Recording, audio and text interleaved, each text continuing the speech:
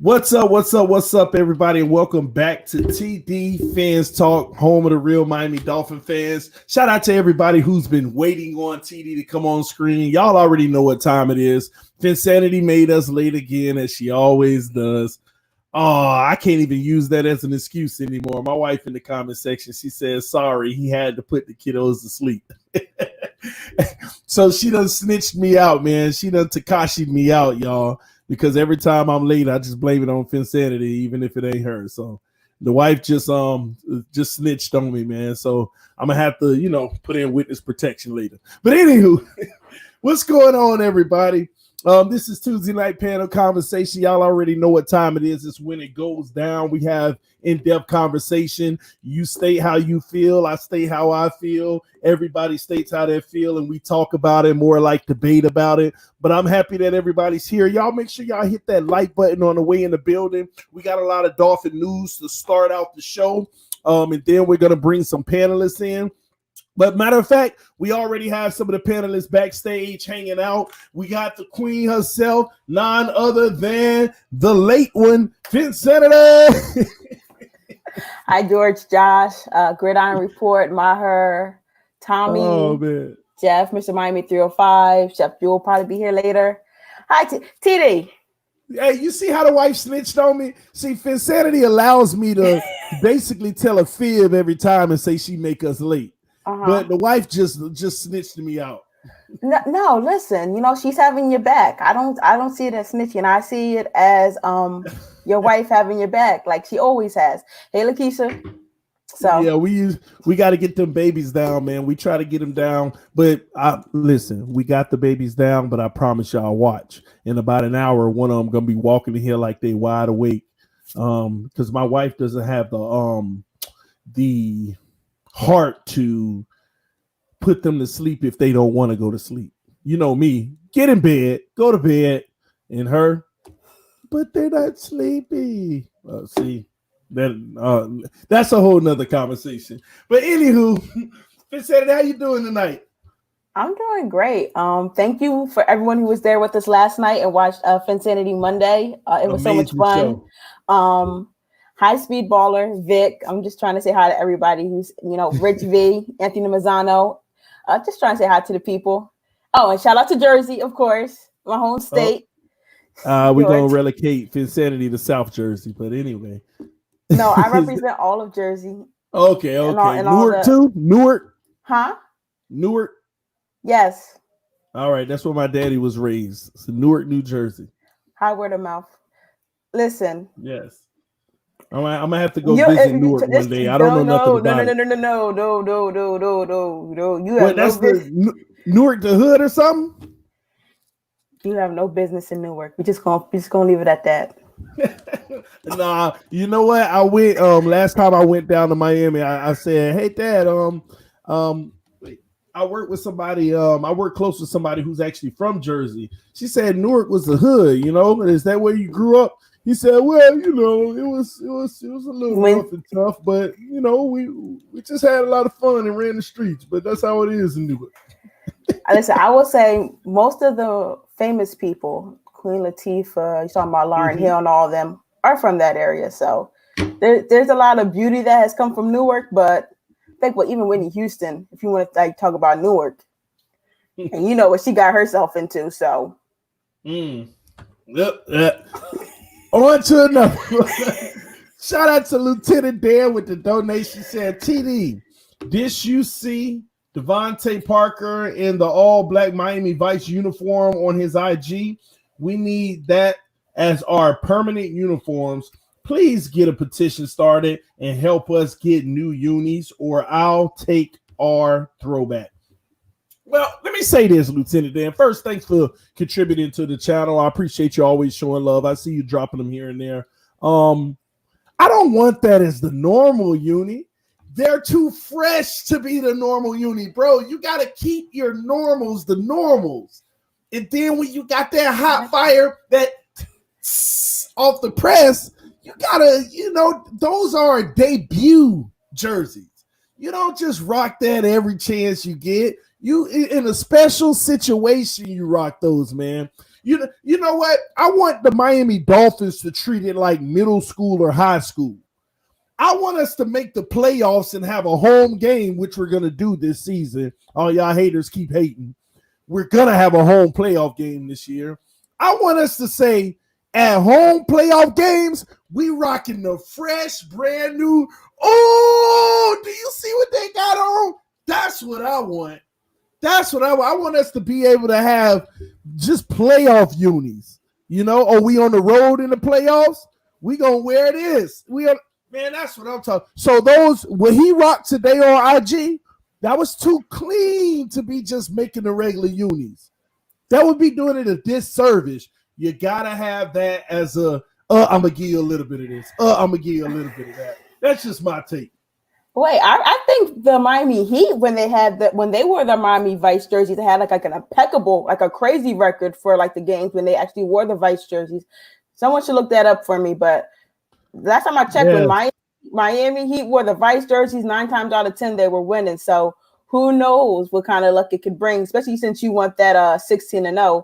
Sorry, 19-0. Sorry, 23-0. You counting. Thank you, Fitzpatrick. We gotta get that straight. You know what, Fitzpatrick? I'm gonna be fair. I'm not gonna say 23-0. I'll say 22-1. We'll lose a preseason game, maybe the fourth one when all the guys that ain't gonna make the team don't play. Maybe that's the one we lose. Somebody just said, TD, are you high? Yes, on God, man. It's the best high you could ever get. Just saying, man. You might want to try it. But anywho, what's up, Havoc? What's going on, man? How's it going, guys? How y'all doing tonight? We're great, man. Man. Thank you so much for bringing me back. I appreciate it. Man, I'm happy you're here tonight. Where you at, Havoc? I'm in New York City. Oh, yeah, you man. didn't tell us that last time because you had me worried last time, and I already forgot that fast. I was like, hey, man, stay indoors. Yeah, Just of be course. safe, man. Yeah, but I appreciate it. You know, we are in the epicenter right now. So, you know, for a lot of people, especially me, you know, I'm a chef by trade. It's about trying to be constructive with your time. And for me, I'm already a Dolphins fan. I grew up in South Florida. So that really diving into the team where we're at, you know, maybe get some Carvana. No, I'm kidding. Just like, you know, just like really dive into the Dolphins game. So, you know, I appreciate y'all bringing me on. No, I'm happy you're here, man. I was impressed last time we had a conversation, and I value your opinion. So it's good to have the conversation with you. I'm glad you're back with us now. Havoc, where you get the hat from, man? Bro, Etsy. Okay, I might have to check them out, man. Also, I'm gonna have to link you up with Chef Jew, man. We got Chef Jew on the channel. He's been a huge supporter of TDPHINSTALK. He's a chef down in Miami. We might have to get that New York Miami connection. Oh, man. You know, TDPHINSTALK is the chef's choice, you know? Ooh, that's what I'm talking about, but I got to keep it real, man. You don't take offense to it, just like Chef Jew don't need to take offense to it. Neither of y'all boys want to see me in the kitchen, man. Yeah, that's right. I said it, Chef Jew. I said it, Chef Jew. What's Chef Jew got to say about that? We all I gotta say is I'm just waiting when the day and time is, because I ain't afraid to take no challenge from nobody. Bro. The energy.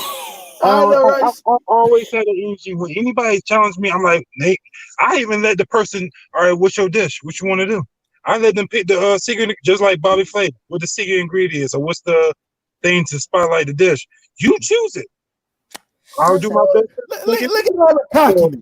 You know, Hillary and I are, you know, excellent food critics. You know, I watch a lot of Food Network, so I know what to say and what not to say to make it sound good. So me and Hillary, y'all all three can get in the kitchen, and me and Hillary will definitely judge it. Okay. We're gonna figure this out one day, man. We're gonna figure this out. But I really don't want to do it because I don't want to embarrass these two gentlemen. They're great guys to me, man. I don't want to embarrass gentlemen like that.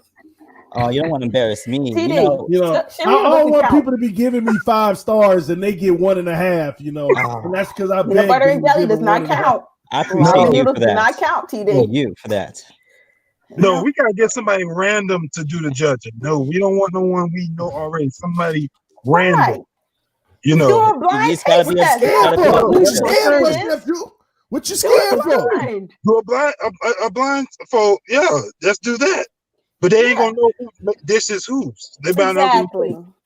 But I had set it up like if I wanted us to do it, me and T to do it at one of the tailgates, like whatever game we all choose, we all come together. I'm gonna talk to you later about it, TD, because I was thinking about it, like which game we gonna all get together, and then we'll do whoever's there. We'll have we have a little things called little jars or something like that. People will try it.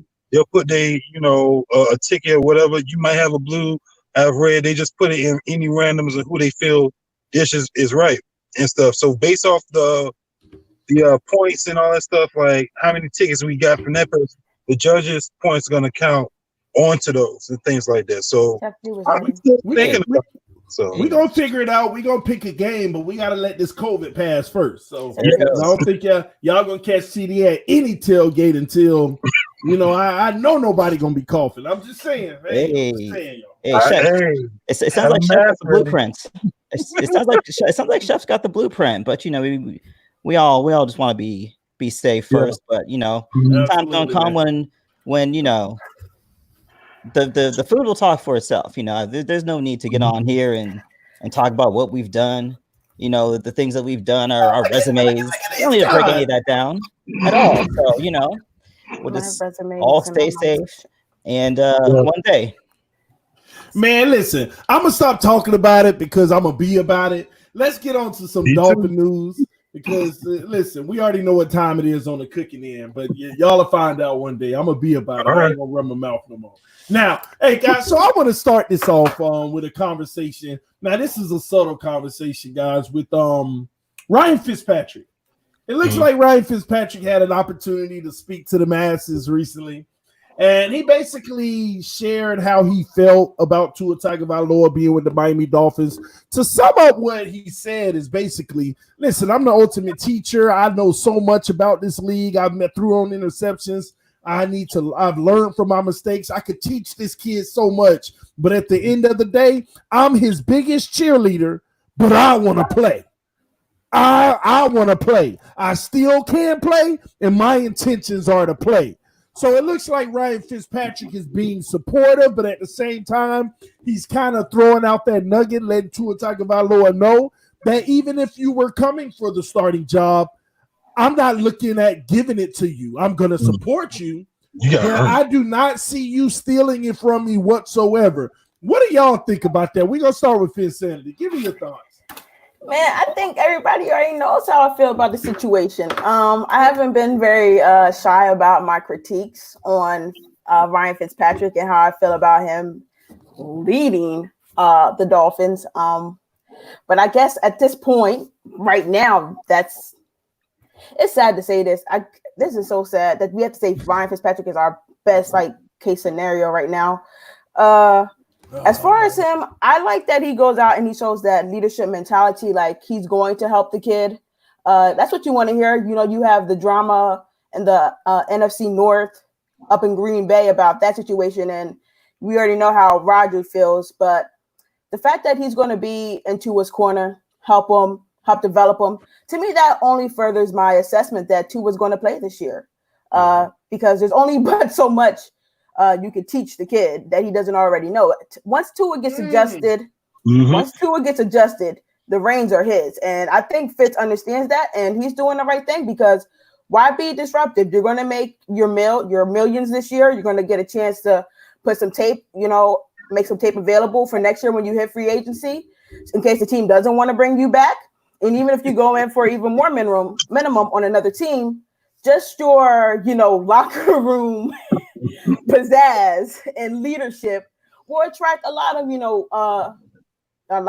coaches who have, young quarterbacks that'll be coming in the league next year because you have Trevor Lawrence coming in the league and you have Justin Fields and all the other guys. So a team might look at what Fitz does with Tua and say, okay, we would like to have that and, our quarterback room. So to me, this is just him about job security and making sure he doesn't cause too many waves. But we already know what it is this year for the Miami Dolphins. I would be very shocked and surprised if Tua doesn't start sometime this year, whether it be because Fitz lost it or it's just that Tua's now ready to do it. Win, Finsanity. Give us your proclamation. Win. When? When does he start? Honestly,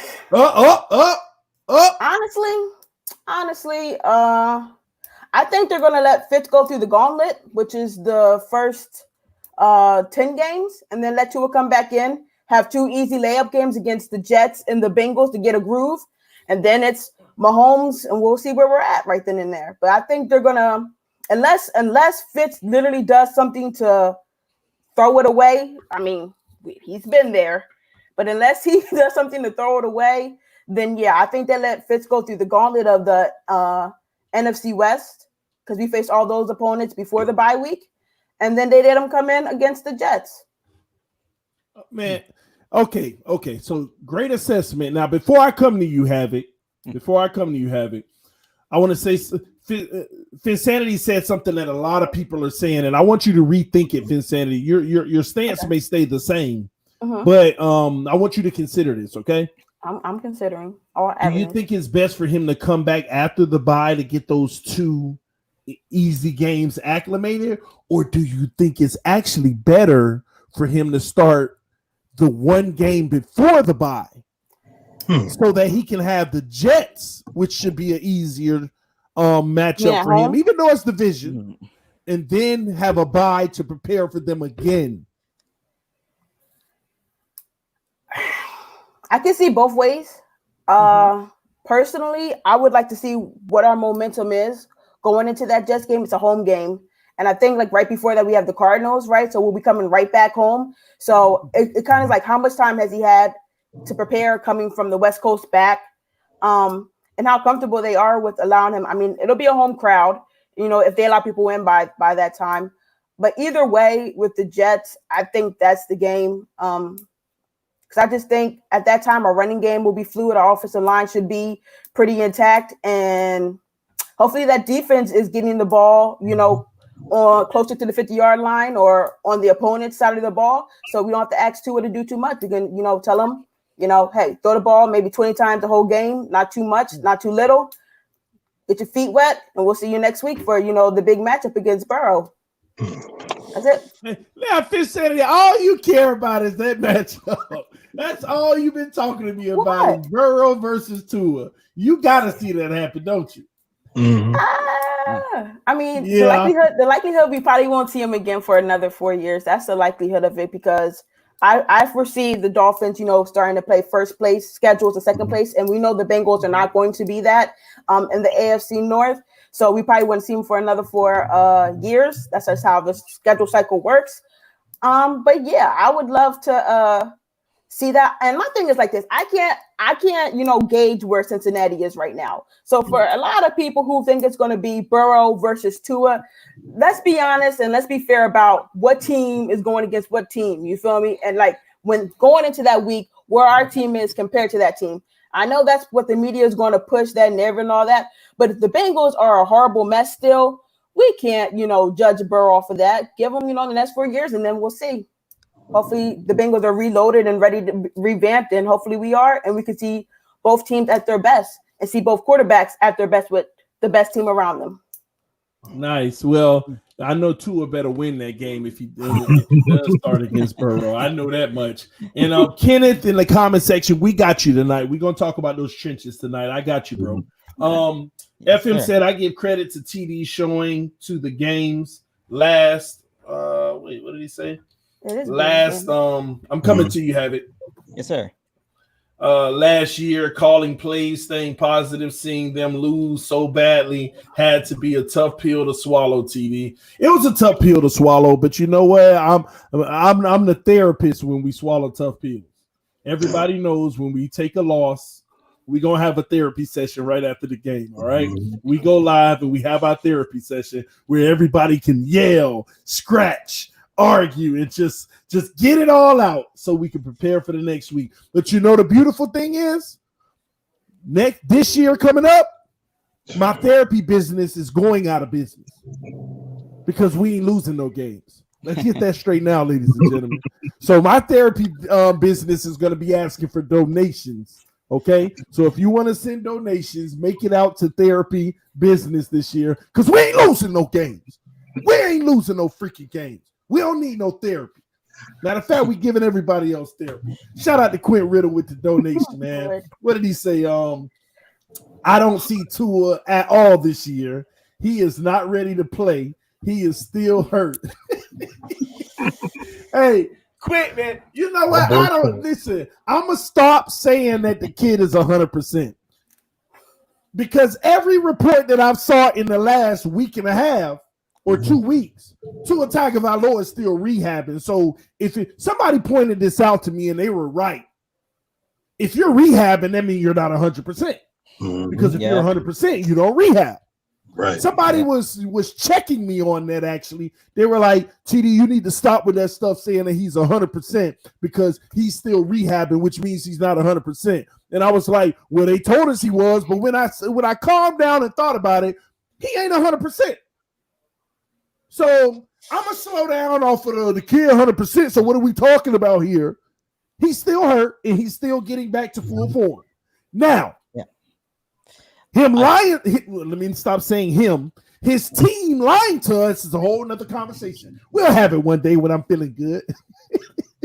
We'll have it one day. His team lying to us so that we could draft him is a whole nother conversation. We'll get to that another day. But anywho, Havoc, talk to me, man. Talk to me about Ryan Fitzpatrick's comments. You know, my reaction is I have no reaction. This is what you would expect from a journeyman quarterback, 38 years old, been in the league 15 years. This is exactly what you'd expect him to say.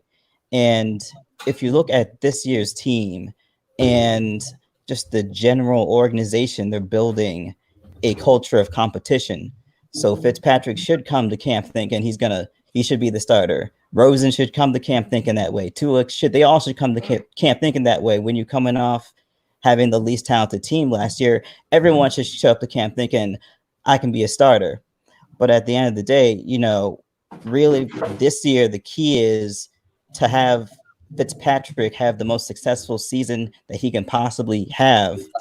And then when that rope runs short, we'll see if a slightly more developed offensive line can maybe shine the rock that is Josh Rosen, maybe get some productive play out of him.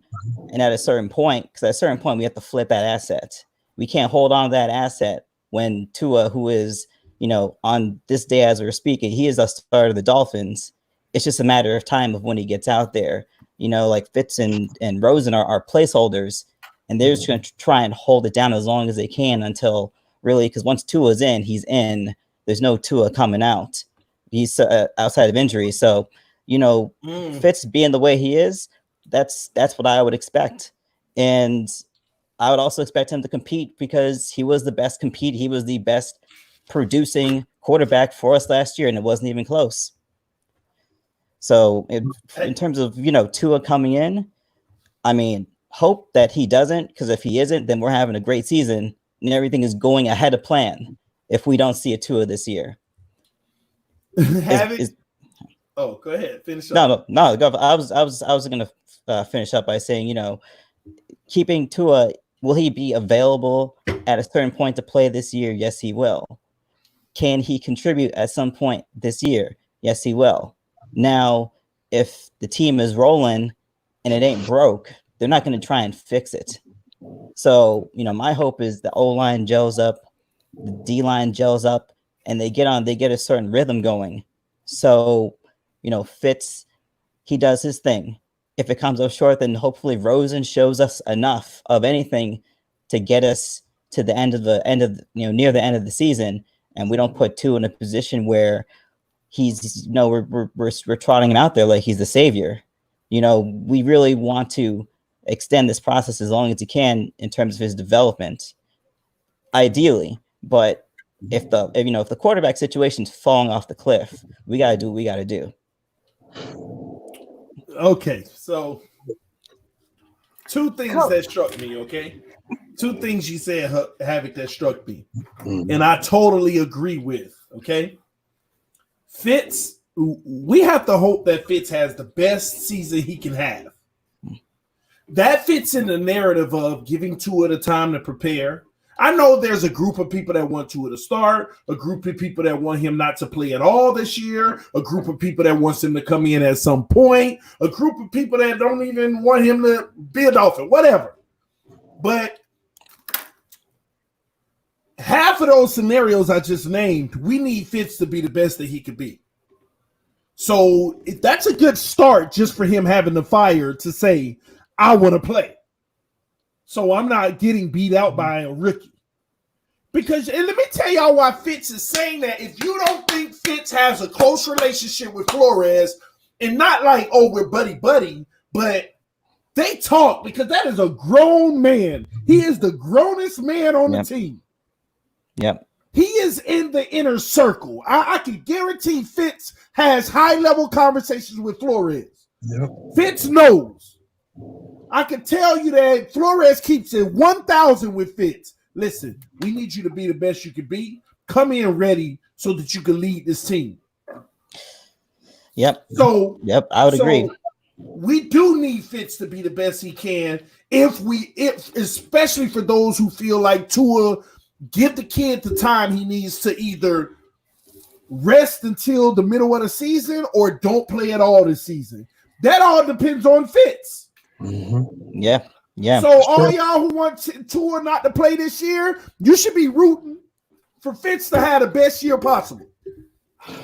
Now that doesn't exclude Rosen's situation, but I'm just saying, just for now, you want Fitz to have the best season possible if you don't want to see Tua. Now, the second thing you said, Havoc, that actually opened my eyes. I want y'all to really clear your brain right now. I'm going to repeat something Havoc said because y'all might not have heard it. You might have heard it, but you didn't think about the severity of what he said. Really think about this. Just free your mind real quick. Close your eyes and think about this.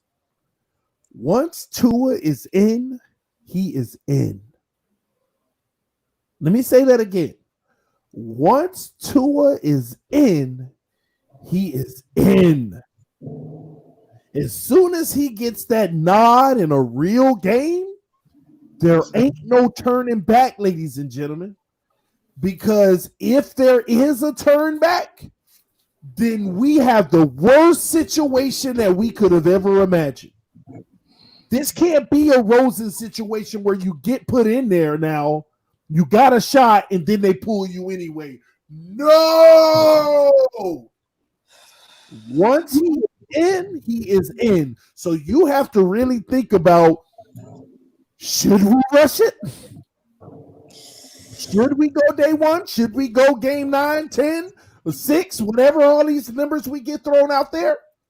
Or should we just take our time and wait until we absolutely direly need him? Because once he's in, he is in. Because if he's in and he's taken back out, that is a terrible sign, ladies and gentlemen. Terrible.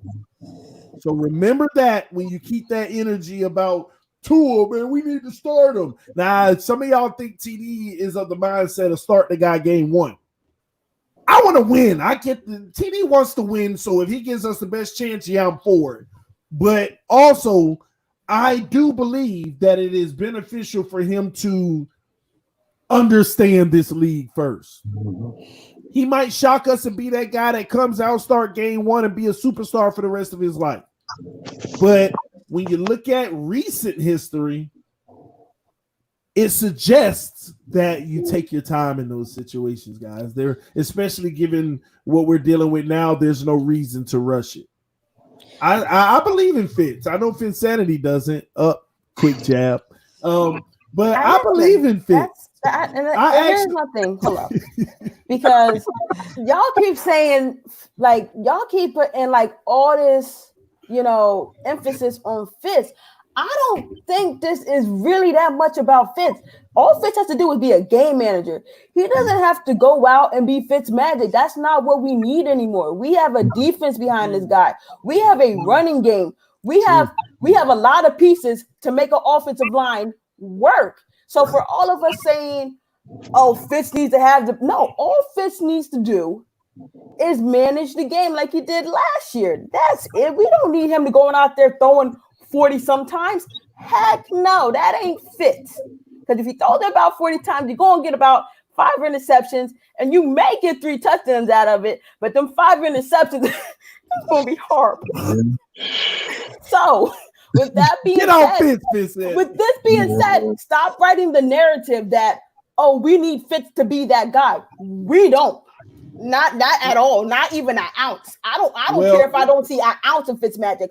All I need to see is a game manager hand the ball off, make the quick slants, make the double coverage throws to Parker, put it in the place where Parker brings it down, get Gesicki over the middle, and just manage the game. Everything ain't got to be downfield. Everything ain't got to be a big play. Just move the chains. That's all you got to do, Fitz.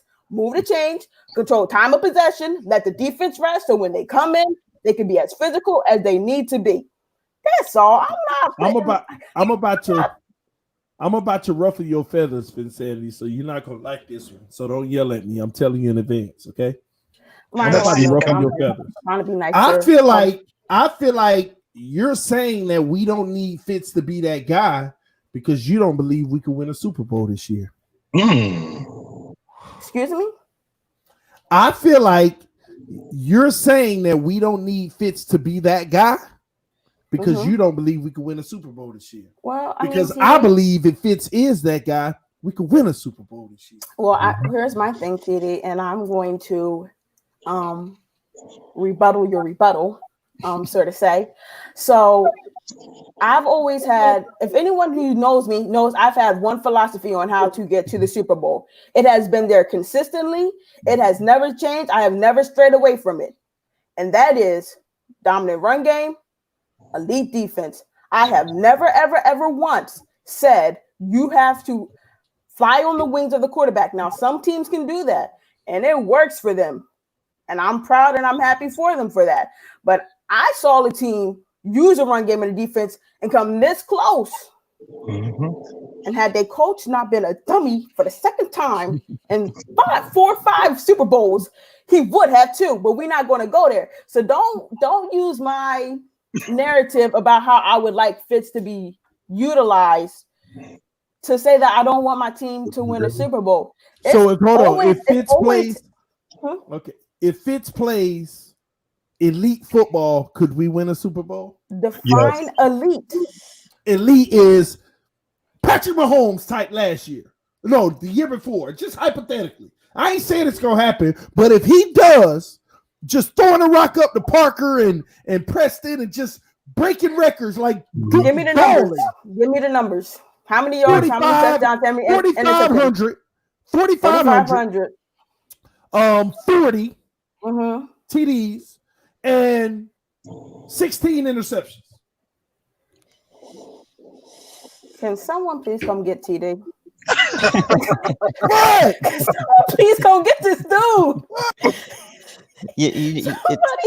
It's interesting. Somebody come get TD with those numbers. TD, you got to line them up, Engraven. Yeah, Engraven. We talking about beating Baltimore 50-0 in the playoffs. Going TD, you got a donation, by the way. That's what we talking about.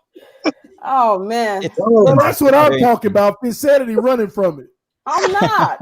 Listen, you know what, TD? I'll make you a deal. If Fitz puts up those numbers this year, what'd you say, 45, 50, and 16? Let me write it down. Yes. I gotta. What's the deal? I gotta see what I'm getting. Just take the wheel. 4,500. I said 4,500, 40 touchdowns and 16 picks. Yeah, that's a 45. That's tall order for Fitzpatrick. You said 50? Yes, tall. But if he did it, the question is, if he did it, what does that mean for us? My thing is like this.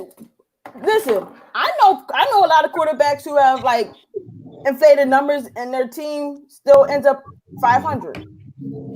It seems how like, many wins does that come with? When you're talking about Fitzpatrick, I mean, he's a very solid veteran. And when I say he's a solid veteran, I mean, he's going to play in a way he's played the previous season, which is he has a hot run and then he comes back to earth a little bit. And then when he comes back to earth, he really comes back to earth. Like you got like you have to make a move. He comes back to earth. So at that point, you know what, you're really hoping Rosen has picked up something during the season to at least steady the ship enough so we're not put in a compromised situation in terms of our developmental timeline. With but you know what, we played our best ball and Fitz was managing. That's it. That's all I can say. That's all he got to do.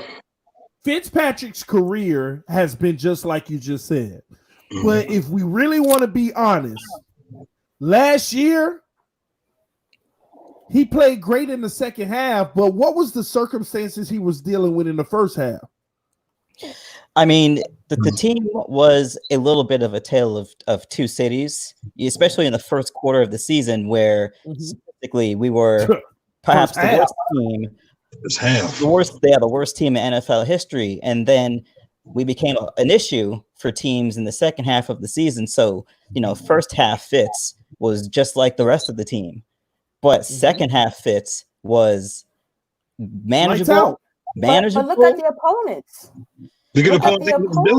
I mean, you had the Ravens week one. You got to play in the AFC East. You had the Ravens week one come in and slap us in the face 5 times. Then you had the Patriots bring Antonio Brown in and say, "Oh, this is gonna be his only game, but he's about to put up Pro Bowl numbers against you." Then we had the Cowboys. We already know what that. Xavier Howard again. Yeah. Don't do that. After that. We had a hard first 4 games, and there was and listen, if we would have competed, they get mad at me and call me a hater. That we competed against the Cowboys, albeit for a half, showed a glimmer of hope for that team, because the 2 previous games there was not a light at all. If I'm correct, the person who gave us that glimmer of hope and that competitiveness was who against the Cowboys? Who started that game? Oh, we ain't gonna go there. And then we ain't gonna go there. And he did that with the horrible defense. So, like I tell people, there's some levels to this. Fitz managed the games against. Listen, the Eagles win was good. I think Alshon played that game, so I'm not going to put a slight on the Eagles for that. Deshaun was out all year, so they had time by that time to figure it out with the wide receiving core. Granted, anyone who knows the Eagles knows that they have not had a cornerback in about a decade. So the fact that Devontae had a game, I wasn't surprised about that. Then we have the Jets somewhere in there. We know, oh my God. But I will say this: Fitz played well. He played well enough against the Bills. Well, we lost by 10. So you saw the progression of us getting better. Fitz was out there taking hits, running over people to get in the end zone. I do not undermine Fitz's sacrifice. What I'm saying is, for everyone out here wanting him to be Fitz magic, that's not what you got last year. You got a game manager. You got a guy who was just trying to move the ball and keep the offense on the field by any means necessary. It wasn't until Stephon Gilmore decided that he wanted to play one-on-one against Parker that Fitz really started. He started airing the ball out to him, Ford, Wilson, Gesicki, and that was the most complete game we saw from our offense as far as on the receiving end, because that's all we had. We didn't have balance on there. So to me, that was the best game we saw, but it came together at the end. But don't act like Fitz was just out here lighting up the league. He was. Yeah, I mean, and that's what I'm saying. Let him keep that wave of managing the ball, moving it downfield. Take your chances with Parker. We'll see who's back on the field. We'll see who's starting. We'll see what Chan Gailey has him doing. But don't go out there and try to do too much, Fitz. That's not what you have to do. You have a run game now. We tried so much to beat the run game that some of us were really wondering, why were we even trying to run at this point? Like, it's not working. I mean, we had a glimmer of hope in Mark Walton. We're not going down that road. We had some hope. We had moments of glimmers of hope that things were starting to work. But it seemed like every single time we would open that door to something working, something happened to kick it right back down. So hopefully this year, Fitz, same thing. We're going to try to establish this run, but when we need you to get the ball down the field, take the chances. Albert Wilson should be 100% healthy this year. Jakeem Grant and our special teams should be so much more healthy this year. These guys should be coming in with so much energy and momentum after their big win last year, that let's just go out there and compete. Flores has shown you that his landscape and his blueprint actually does work. Granted, it took some time, but if he got the little rascals to get it together, minus Alfalfa, he can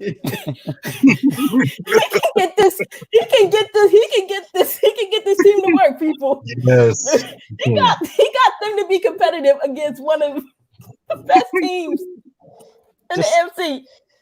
So just don't change. Fitz, manage. It's okay. We don't need 50 touchdowns. It would be nice. Insanity. 45 touchdowns. No, you said no 50. 40 touchdowns. Excuse me. 40 touchdowns. No, I ain't changing it. I said 40 touchdowns the first time, 4,500 yards, 16 picks. Book it. You said if that happens, I'm not gonna let you get away from it, Fitzpatrick. You said if that happens, what's gonna happen? I said, what would our record be? Because that's you already great know numbers every year, but where are the Cowboys? You already know what the record gonna be. We don't know. 22 and 1. It's just the one preseason game. Anywho, shout out to Lieutenant Dan with the said I don't believe in Fitz. It's just about getting paid now. I don't see the heart in him. Ooh, I wouldn't say that about Fitz. I wouldn't say that. Fitz, that guy has heart. Listen, man, I refuse to say that Ryan Fitzpatrick don't have heart. I refuse to believe that it's about money for him. That guy go out there and take it to the chin every chance he get. So I don't know about that, Lieutenant Dan. You might have to come again, homie. You might have to come again, man. Shout out to Joel Cabeda with the donation saying, TD, thoughts on Michael Thomas and Devontae Parker? LOL, Thomas is hella soft. Listen, we went over that last night, Joel. We actually did a live stream last night talking about that whole situation, and I do agree, man. Michael Thomas needs to understand context and get out of his feelings, man. Get out of his feelings. So check out the stream from last night if you want to hear more about that situation. But we still need to hear from Chef Jew because I'm actually about to talk about that briefly, Joel, with my next question. So Chef Jew, Fitz said, I want to play. I ain't letting this rookie take my spot anyway. What's your thoughts? My thoughts is Fitz he feel like he still got unfinished business to do on the field. He feel like he wants to come in here. Yeah, I'm gonna show you, what it takes to be in the NFL and whatnot. But at the same time, I'm not gonna make you feel like you could just come in and take my job. You're gonna have to earn it. Just like everybody else last season. I was at training camps, everything, and I was watching it. Everybody had to earn their positions. Everybody walked to the TNT wall. So he's not gonna give this kid because you got a big name, everybody loves you in Miami, everybody knows who you are, but you gotta go through me in order to get that. Because I beat out Rosen. Now you coming in here, you understand the playbook, you read everything, right? Now let's see if you can really beat me in training, because everything gonna fall on training camp. Everything. But do I want to? My opinion, do I want to really start? No. Why? The reason why I won't let him start, I want the kid to be healthy. I'm thinking about the kid long term because I want him to stay healthy. They're going to build the team around him. They still not done building this team. They still building this team around him. So I feel like right now, Fitz has heart. Whoever said that, Fitz does have heart. I've seen it. This man took abuse every game. He got hurt every game. When I sat there and saw it, this dude took a lot of beating. But what he did had heart. Took it like a champion, still went out, still throw 50-50 balls to Parker, still went out there and played the game. Even though we had a running game, even when we didn't have that, he still saw, if he saw an open hole, he ran. He took it. He didn't cringe like, I love my boy Tannehill, but cringe and took the sacks. He refused to take the sacks. He ran and saw the opening hole, and he took it. And you cannot say this man does not have heart, because I gave this man so much respect before he even came to the office, because I saw what he do and saw what he did. And many people would say he's this, okay, he'll be Fitz Magic this day, the next day he'll be Fitz Fizzle, or whatever they say. But Fitztragic. Hey, Yeah. Somebody said when they pulled him out for that BS concussion call, he showed he wanted to play. I remember that. Yes, that's what Rosen. Yeah. That was that in the Cowboys game? I don't remember which game it was. Or was it flip-flop? It was a game where they pulled him out. What game was that? No. It wasn't the Cowboys game because I remember they pulled Rosen in the Cowboys game for the same crap. Yeah. It was the Colts game. He wanted to play, and they want to take him to the tent. That was some crap. I ain't gonna go into depth about that, but that was some crap. They know this man wasn't concussed, and they wanted to take him back under the tent anyway. Talk about upstairs, they saw symptoms. I remember that game. Them refs was shiesty. Gosh, I'll never forget that Dallas game, though. God, we'll never forget that game. Fabian Howard. Anyway, that's another conversation. Stop blaming X. Listen, X just disappointed me in that Cowboys game, man. Preston Williams disappointed me too. Drake disappointed me too. Oh my God. All of them was doing just yeah. I was on live stream did that game. Like he right there. And it's like he had a habit of doing that. And I seen it like, bro, what is when we get close to the end zone? What is with you fumbling the ball? You're doing too much, man. You was doing too much. Just running the ball. Just a big debacle. Me and the wife traveled to Dallas to go see it. To get out of my in the stands in the first row by the end zone. Just a bad. Let's argue. Kenyon was doing enough just to get out of Miami. Let's argue. Yeah. Yeah. He wasn't trying to be around here any longer. To get out of Miami. Stop that mess. He was doing him exactly what he's capable of doing. That landed him in Arizona. Rosen brings him all the way down to the 20-yard line, throw him an inside pass to the 8-yard line, and he fumbled. Preston Williams get a dime from Rosen.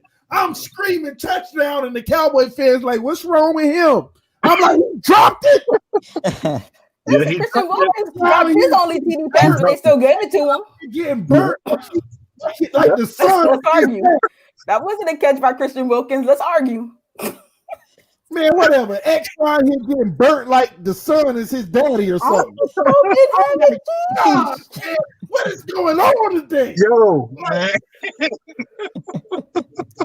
But I think if we're looking at what what Fitzpatrick can do for us, he hasn't shown that he's a 16 game a season quarterback. Mm-hmm. He's more of a, in best case scenario, if he is the game manager where he doesn't have to go into his bag of tricks and he can just rely on his intelligence and his veteran savvy and his understanding of the offense and can just execute what's ahead of him, then he can be a 16 game quarterback. But if he has to pull out his bag of tricks, he only got so many tricks. And although we're in an era where quarterbacks are getting older and still producing at an older age, he's not starting at the same talent pool that the other quarterbacks who are doing this. The Breeze and the Brady, these guys are doing into their 40s. Fitzpatrick is bordering on 40, but he didn't have all the gems that those guys have. So if he can just be the game manager, then we have our best shot.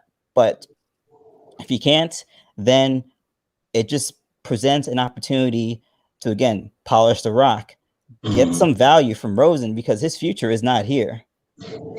Ideally, he sees that for Rosen. My thing is like this: why is everyone acting like insane? That has Rosen came out once and said, "I want to start." Rosen might be cool. Listen, Rosen might be cool with Flores and staying on his team and being a backup, because guess what? At least he knows he has a coach in a situation that trusts in him and is still continuously trying to give him a chance. Rosen has not said anything. So people saying trade Rosen might be cool with being a career backup behind Tua and coming in case something happens and still collecting his millions and not having to do a darn thing. Listen, the Mark Sanchez, eventually fell right into that role, got his millions from the Eagles. I think he went to some team out west and was just chilling. Now the man got a podcast. He be, interviewing all the future quarterbacks. No one says there's only 32 starting jobs. Sorry, you could be great, but guess what? Someone has to be the backup. And right now, if Rosen, he's very smart, he's very cerebral. There aren't too many starting positions out there for him, one. And two, you got no state taxes, you got amazing beaches, amazing weather, and you got a great coaching staff behind you. So why not? I mean, listen, and when has Rosen ever shown that unbelievable over the top competitive edge? Like even in his like press conferences, he's always just that even killed dude. Like, I'm going to say the right thing, I'm going to do the right thing, I'm not going to make waves and all that. Listen, for all we know, Rosen could come in to training camp and light it up. I'm not writing nobody off in that quarterback room. Hope. That's a hope. That's a big hope. If Rosen comes in here and balls out, to me, then Tua can really sit. But I'm not putting my cards on Fitz, like you said, playing 17 games. But that's the hope. Rosen, people for all we know, Rosen might be cool with this coaching staff and saying, "Hey, I'm cool with being here. If y'all want to have me, I'll make this couple mil, chill. Me and my girlfriend. She like the beach. She like all the Nordstroms and the Neiman Marcuses. She comfortable here. We can start a family, and I'll be here when y'all need me. And we don't gotta have no narrative about me wanting to start unless Tua get injured. I'ma just sit here, be quiet, and sip on some of these Mai Tais and apple teas." Sure, well, it's interesting. Go ahead, Chef Q. Call McCoy money. Facts. Okay. No, because I still support Rosen. I feel this kid does have an arm. This kid does have what it takes. Now, Rosen. Now, wait. I got a point.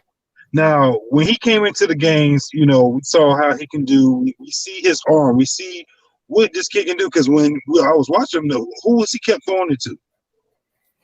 He kept throwing to Preston Williams. That was the guy he was really looking at and kept throwing it to him. He built a connection with him and everything.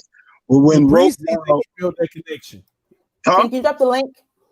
In preseason and training camp, he built that connection. Sure. Yeah, even in the regular season when he had a shot.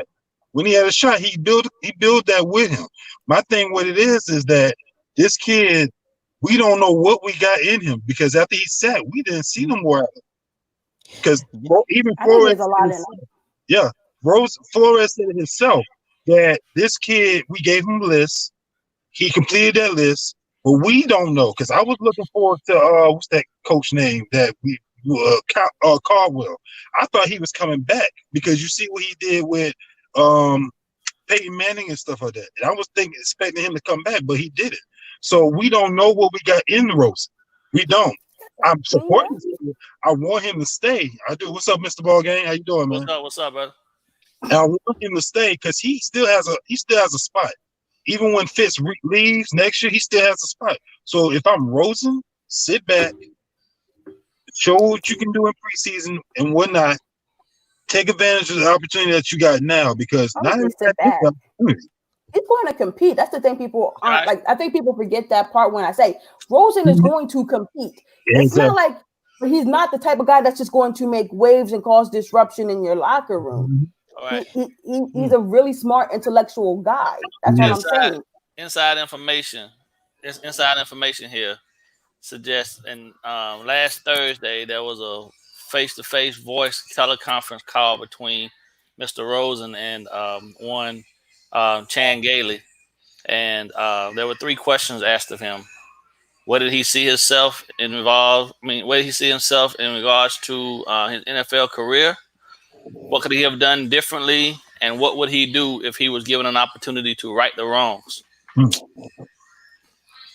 So, do you know what the responses were? First thing he said was, "Well, Coach," he said, "I came in expecting things to be a little different than they were. I won't make any excuses for my situation. I just want an opportunity to show the world who I am and what I can do."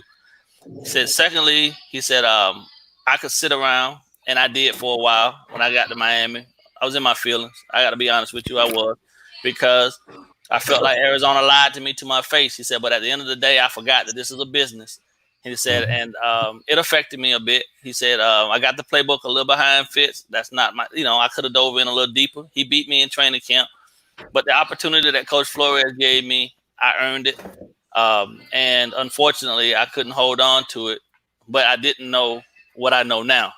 He said, after a couple weeks of sitting after the Washington game and being benched, they called me back in and told me that I have a place here if I want it.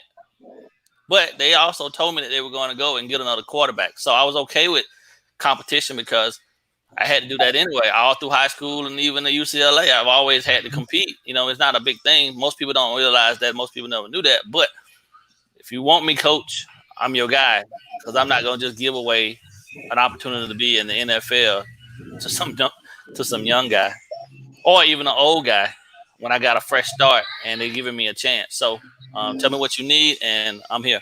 And that was it. Conversation done. Man, you giving me chills, Mr. Ballgame.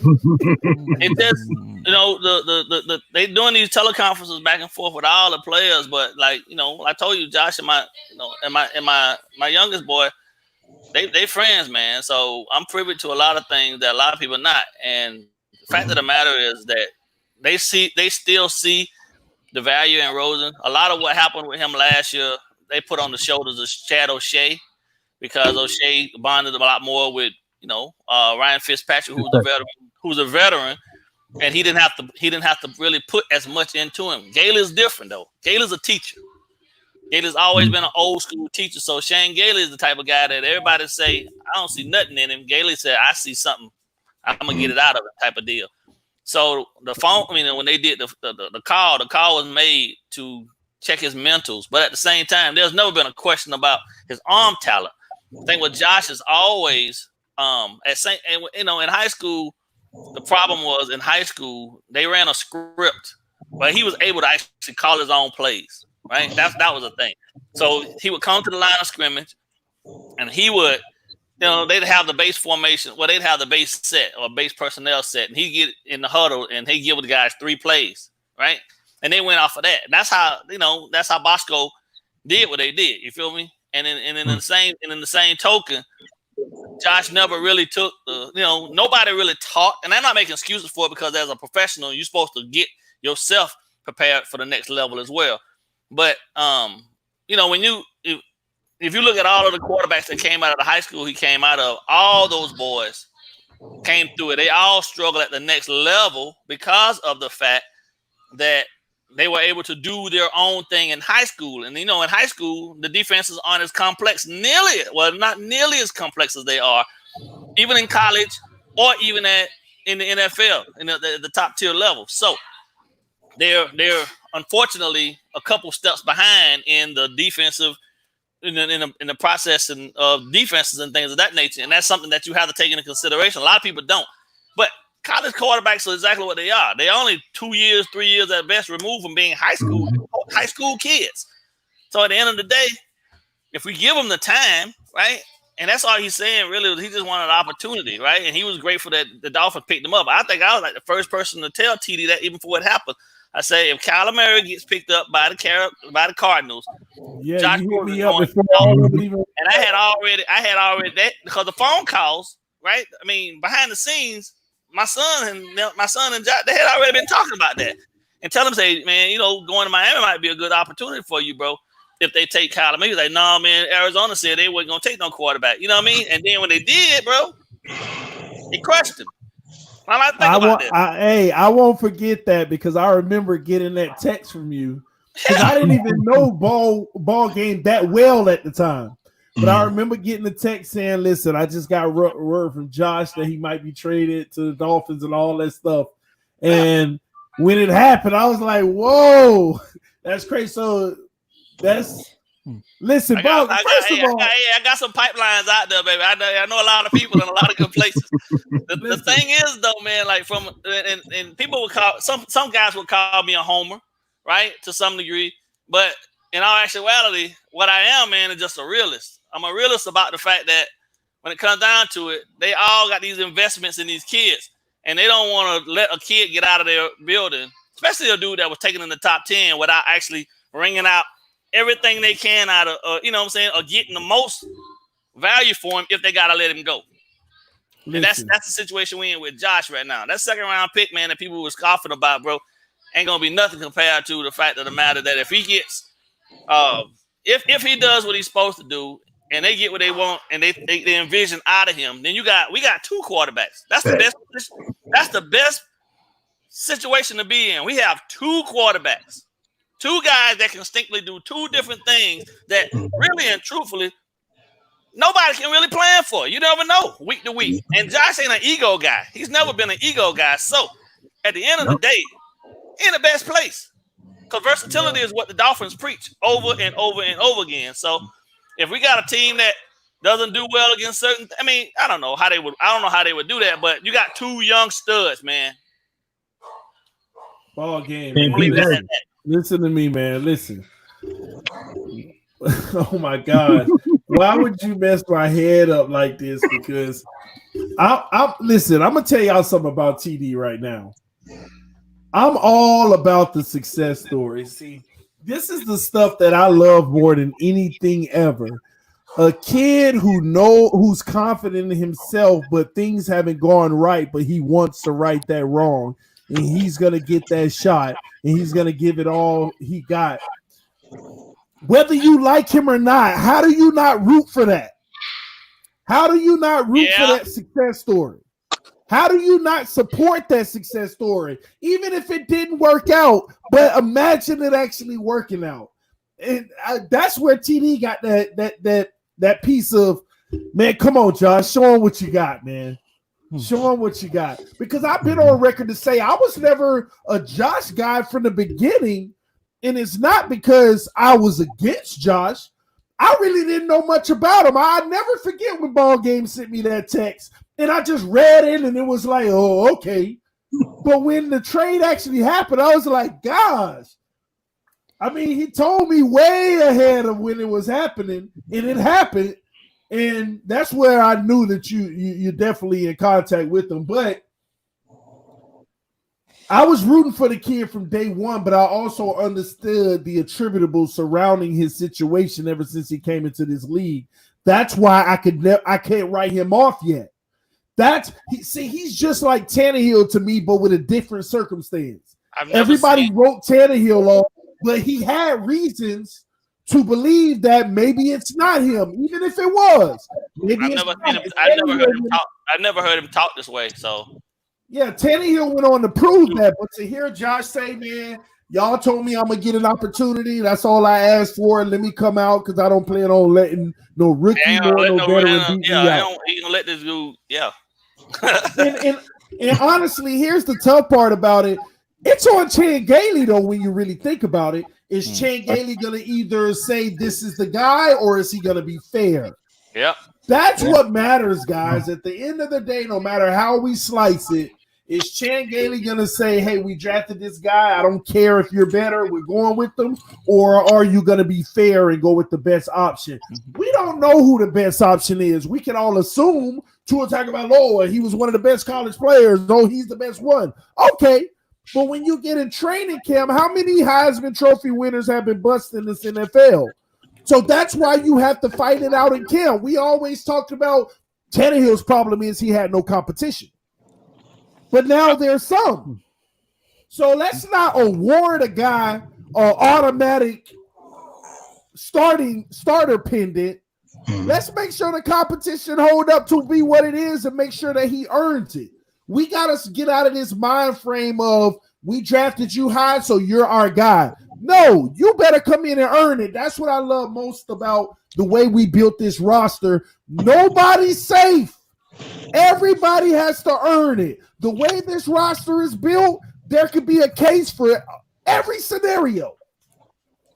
Shout out to G Firm with the donation, said, in my humble opinion, and he did say humble opinion, whatever he's about to say, so I will preface it with that. A QB controversy is a possibility. I believe Chan Gailey offense is more conducive to Rosen's style of play, plus O-line is better. Interesting. And then we talk James Sumler with the donation who said, I agree with Finsanity 5. Let Fitz manage the game so the team can gel. But what if Rosen steps in the way of that and say, why y'all worrying about Fitz managing the team? And then let Rosen I want to be manage to manage the team. We were doing that with the narrative that Fitz would be the starter, right? Week one. That was because we were talking about Fitz and his comments on Tua. A little birdie told me last year, I'm gonna be I'm being as wide open and as transparent as possible, right? Okay. So I need people to really understand this. I might get some phone calls after this. After this whole thing, is the right people see it and tell me to shut my mouth. But Lil Birdie said that after that Washington game, at halftime of the Washington game, as a matter of fact, offensive line got their tails by Flores, who never really says anything to the offense, right? He kind of stayed away from that and focused on with Graham on the defensive side of the ball. What are y'all doing? What are we doing? Are you really telling me we can't pick up 5 and 6 man pressures? Are we really this? Is this really who we are? He looked over at Rosen, right? He said, stay composed. We'll be all right. Y'all get it together, and went back over to the defensive side of the ball. Now, they pulled him in the third quarter, right? Right. And then Fitz came in, but a lot of that was due to the fact that the conversations that were going on back and forth were, we're gonna get this kid killed on this film. We're gonna get him killed out here. Mm-hmm. Is everybody seeing this? And Flores was standing on the sideline. He was pacing, he had his arms across his chest. He's like, we're gonna get this kid killed. We're gonna get him killed. We can't do this to him. Get him out of there. Right? Is that his fault? Is that Rosen's fault, or is that the coach looking out for him saying, I don't want this kid ruined behind us not being ready and prepared? Right? That Fitzpatrick brought to the table something that none of the quarterbacks we had on the roster had. Well, that experience factor, obvious, right? It was pretty obvious at the time ball game that, and it was pretty obvious that we couldn't pick up even 4-man pressures.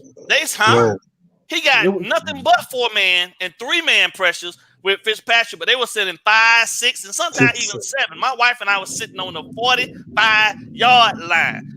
45-yard line watching that game. And she was sitting there looking at me the entire time saying, they playing differently with they sending more people at Josh than they was at Fitz. I was like, yeah, baby, they are. And she don't even know football that well. Even though I've coached it all these years, my wife tried to stay. She just know that our team scored and my sons did well, type of thing. She's one of those moms, right? But she got enough football knowledge to know that when they sending 7 and 8 people at the quarterback, that ain't the same as pressures Brian Fitzpatrick saw to be able to run around out there. Mm-hmm. So then from that point, they went back, and then that's when the whole Chad O'Shea and Flores thing started breaking down.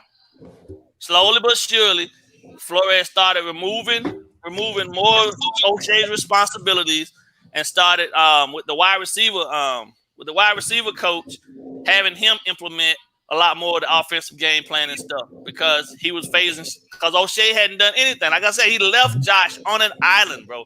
Like real talk, he left him on an island, and Josh had questions. He went and got most of his questions answered from the wide receiver coach.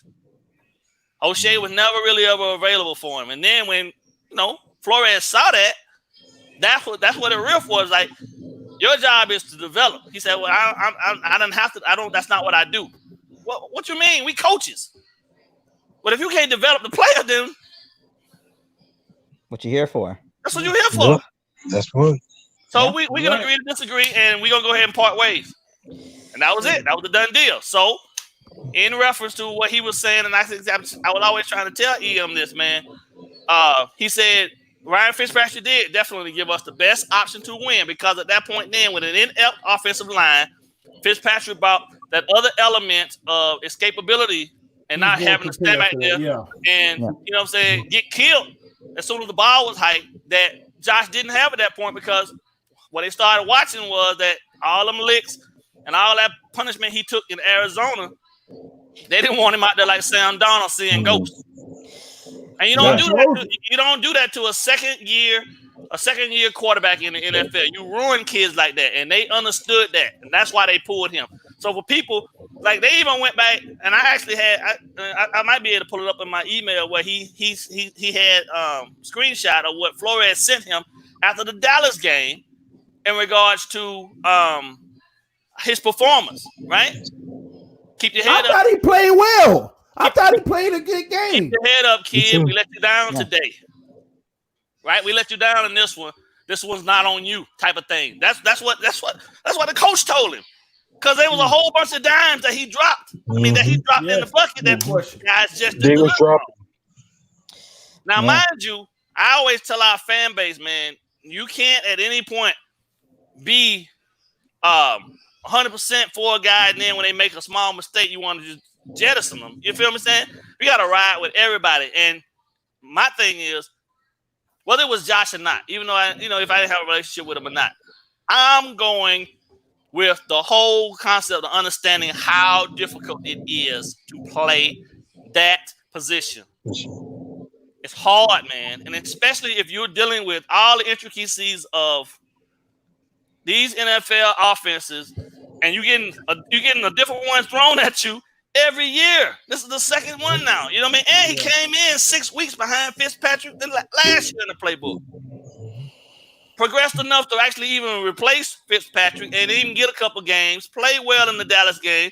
Didn't do so hard and didn't do terrible in the Chargers game. We let him down a little bit in that one too. But then the Redskins game after the bye week was supposed to be when things shot through the roof. And then the offensive line just crumbled in front of him. I mean, what?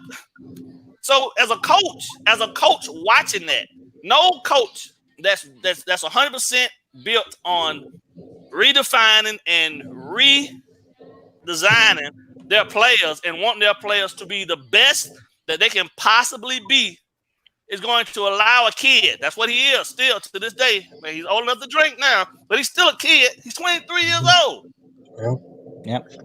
To really and truthfully sustain that type of punishment. You're ruining him.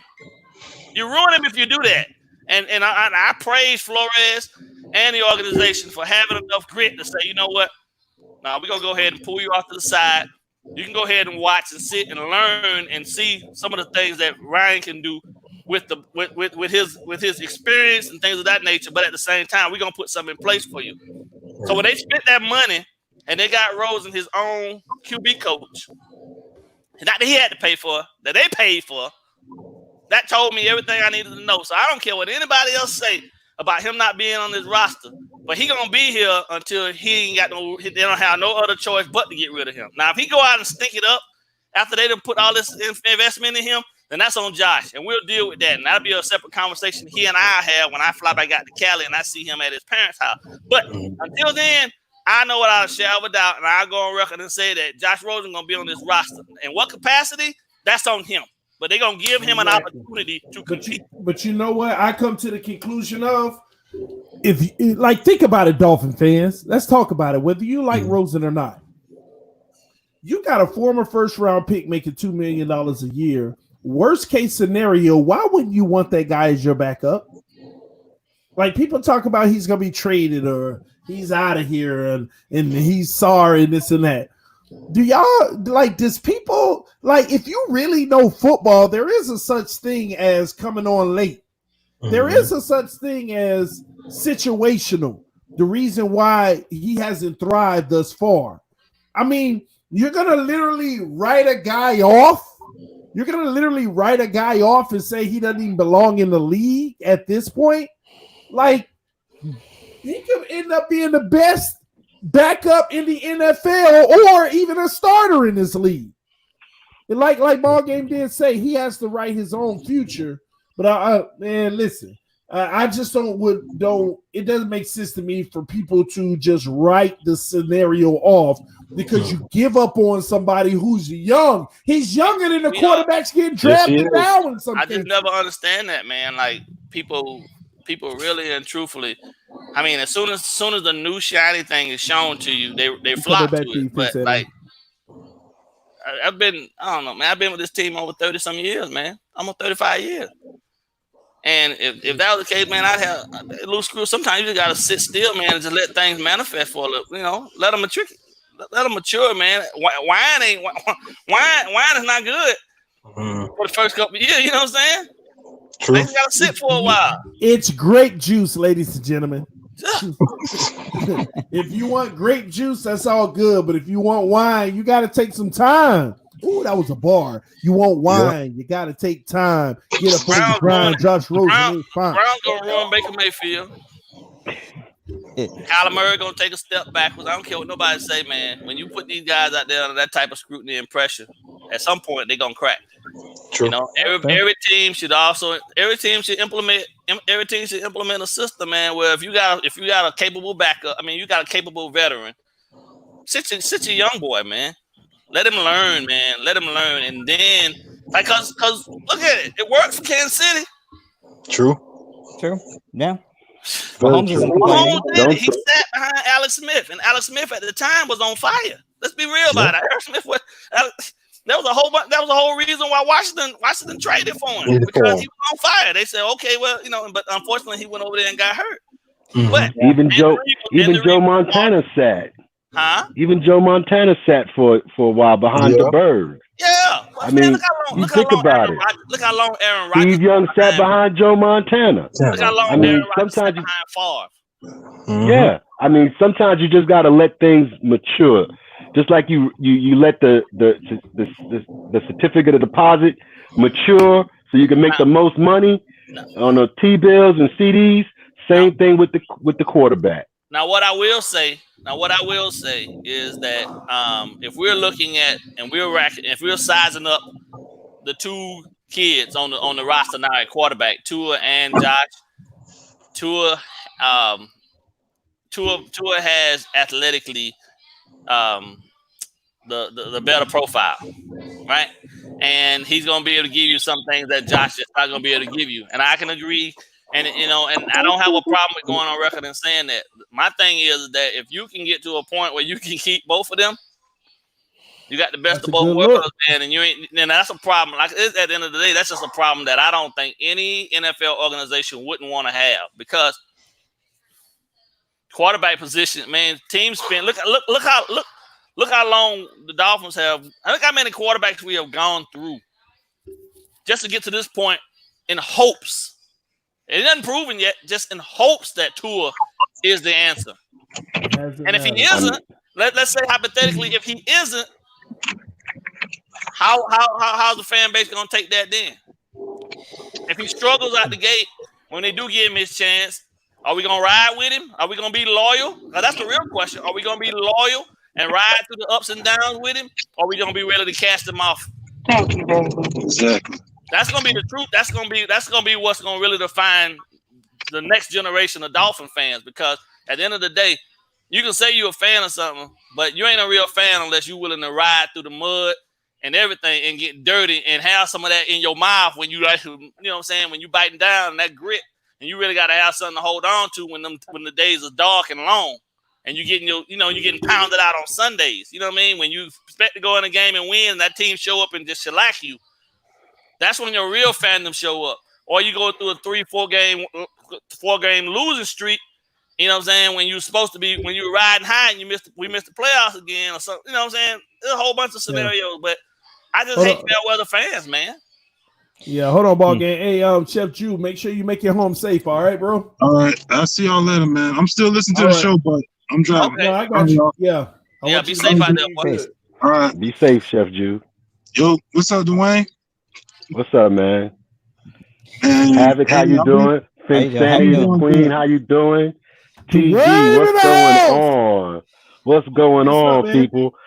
I know I came in a little late, but you know what? The subject matter just caused me to want to interject before I was even introduced. So I apologize for my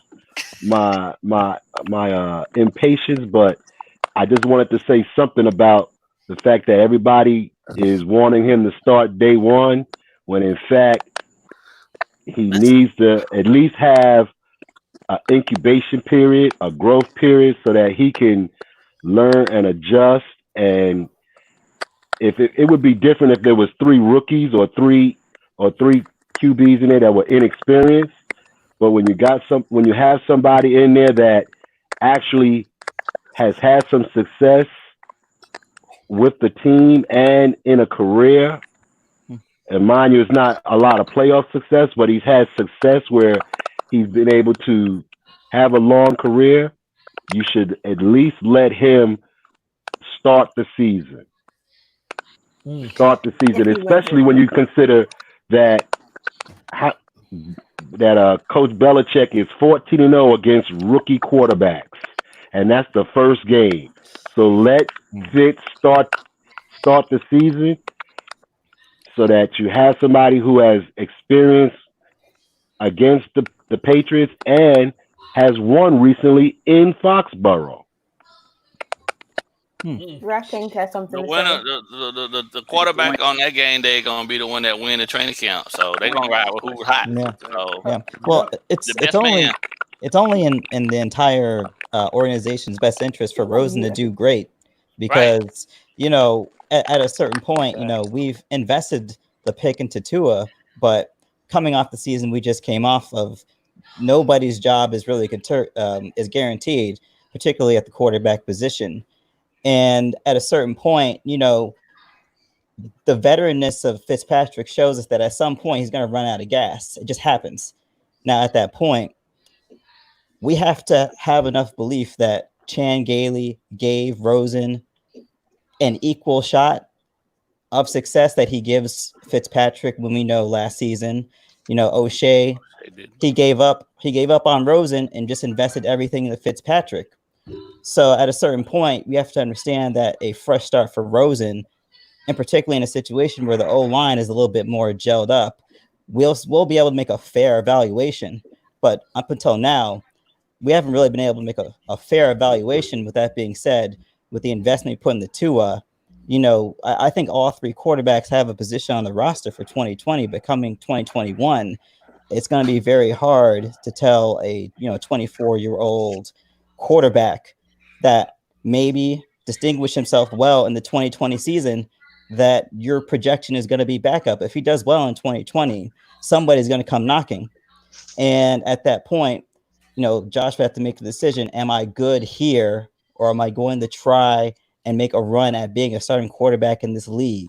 Right. And at the age of 24 years old, I feel like he's going to want to make that run to be a starting quarterback in the league. He has to. Right. So he has to. And nothing's wrong with that.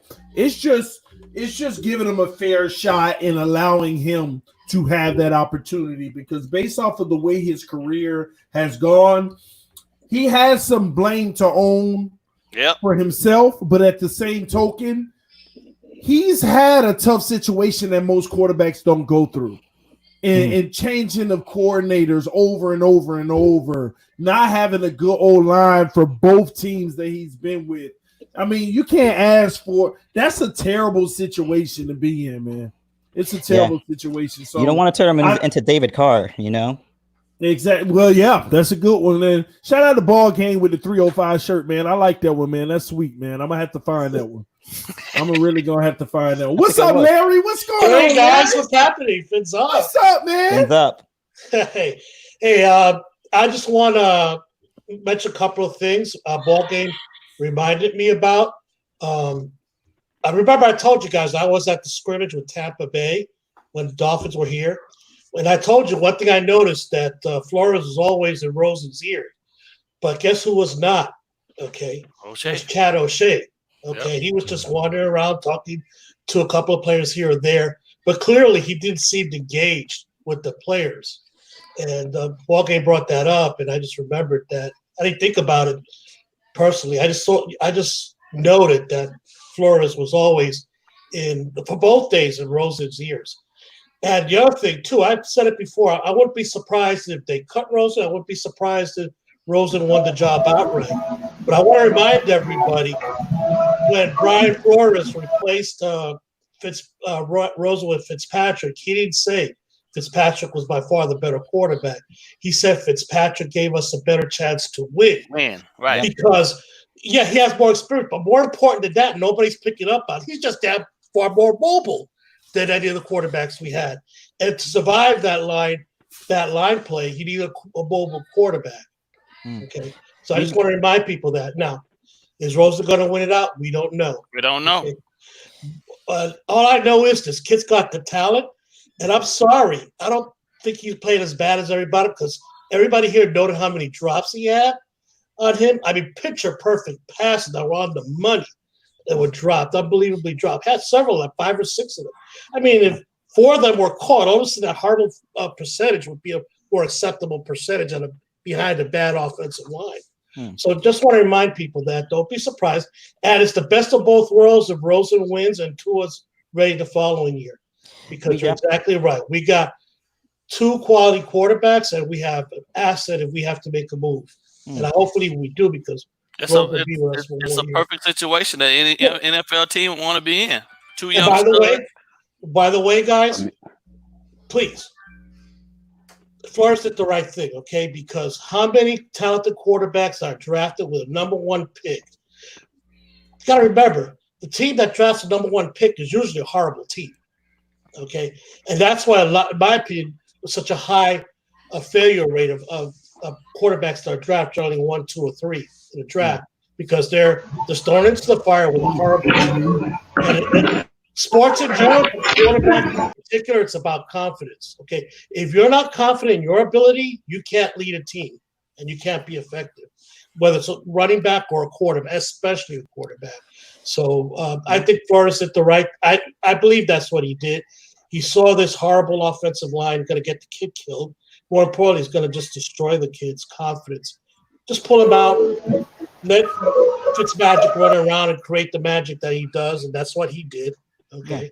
By the way, I'll tell you this: if the offensive line gels, I've said it before. Don't be surprised if we see Fitzmagic does well when there's chaos.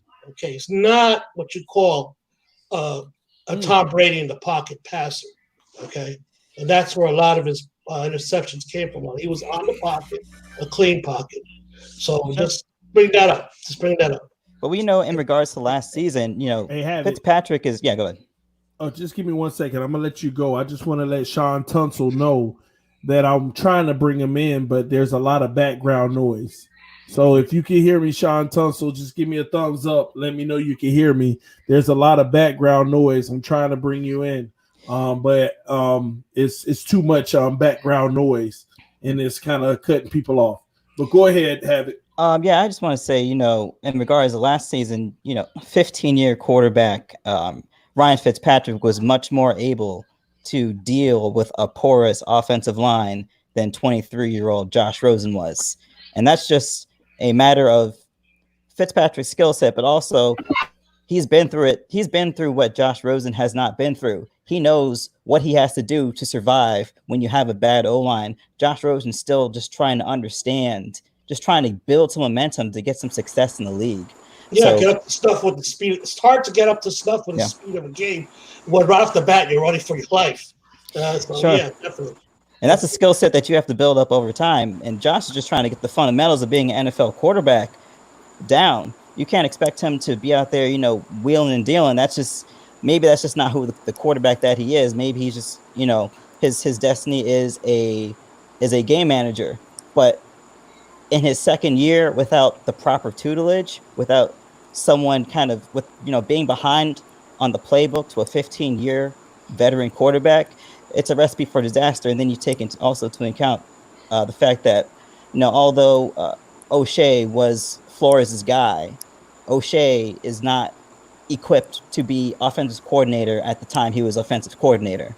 So that didn't do Josh Rosen any favors. And going forward, he's going to have a clean opportunity with Chan Gailey.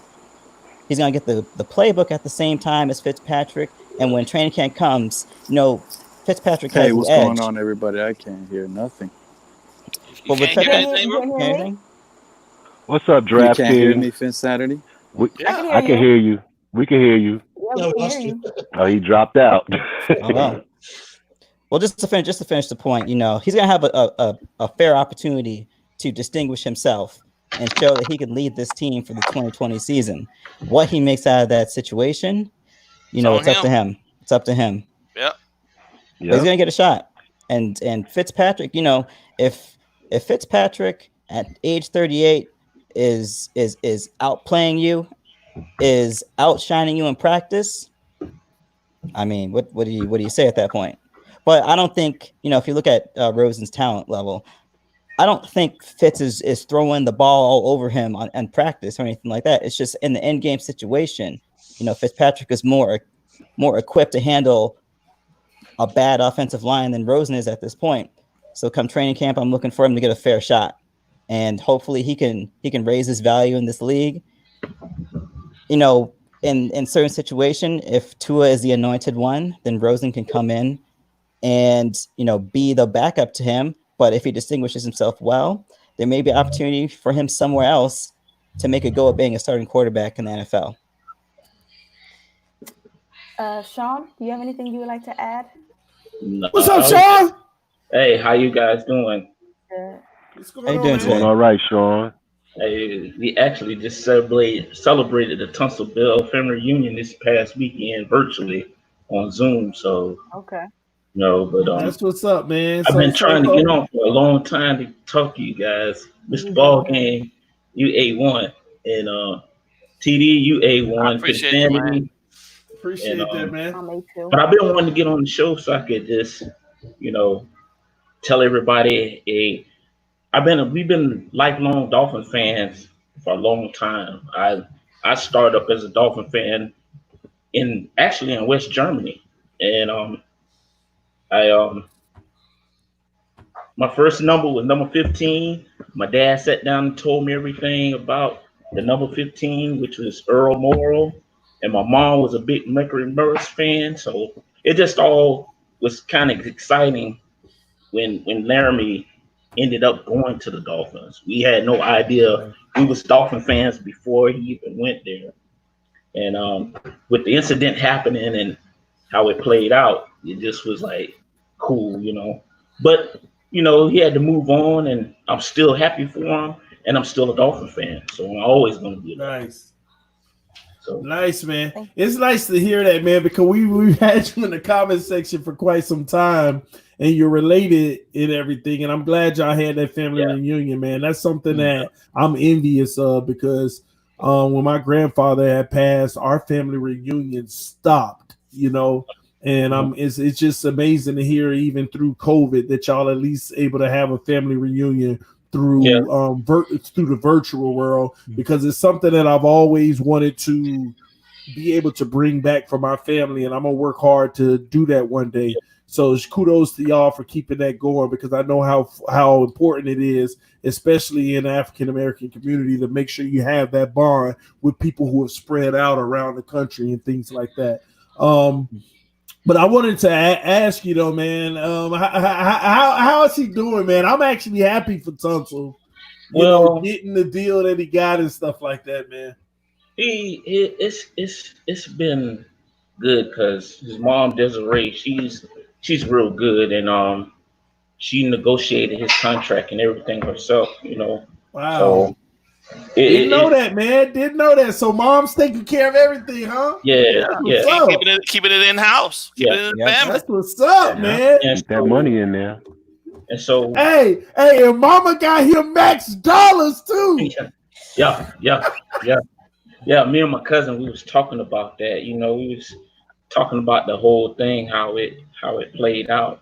I mean, he's all good with it. You know what I'm saying? It's like it's a business deal, as everybody say. And then on top of that, he end up. Tim Jernigan is like cousins. Like close.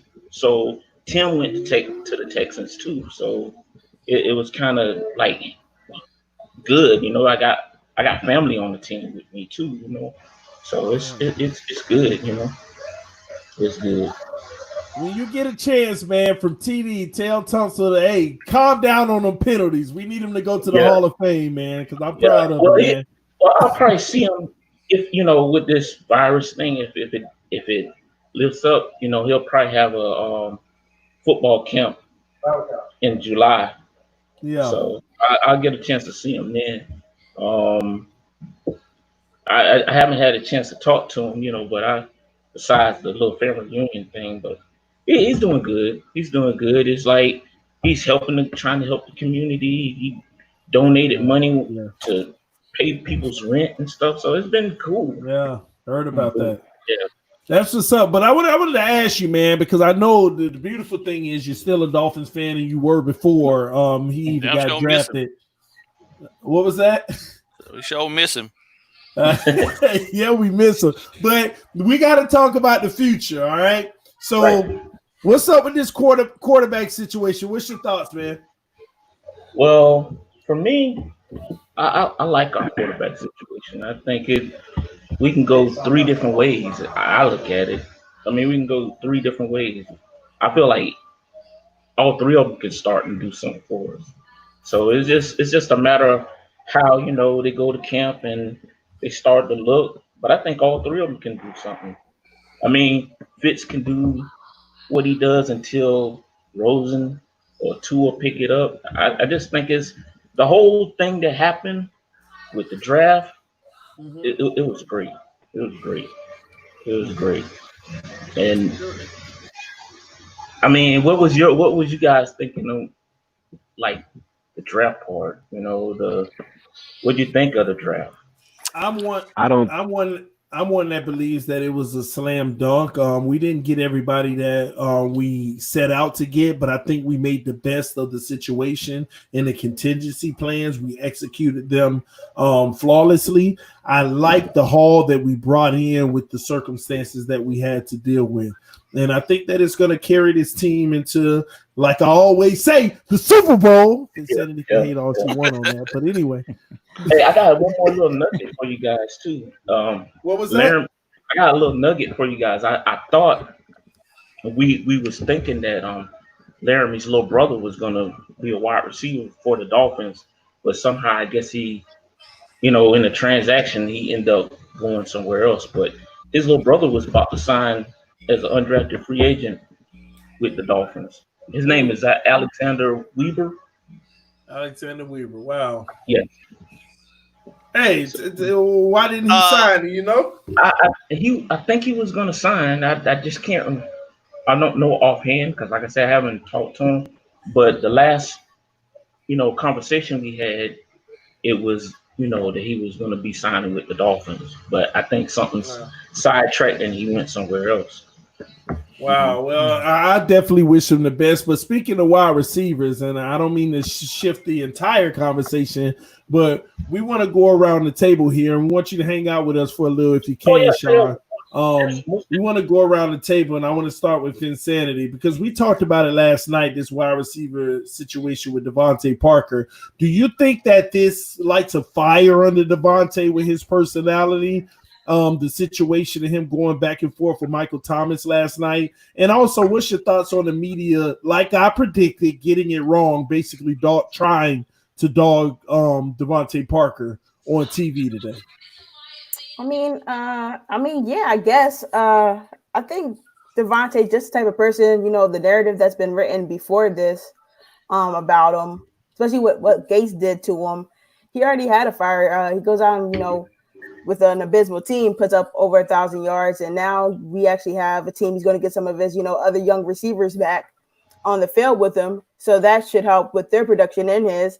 I still saw him as a 1,000-yard plus receiver again this year. That was never a question for me. As far as Michael Thomas, I feel like one, he need to mind his business and stay in the NFC South. Two, that's just the dog of Michael Thomas. That's the narrative that's always been written about him.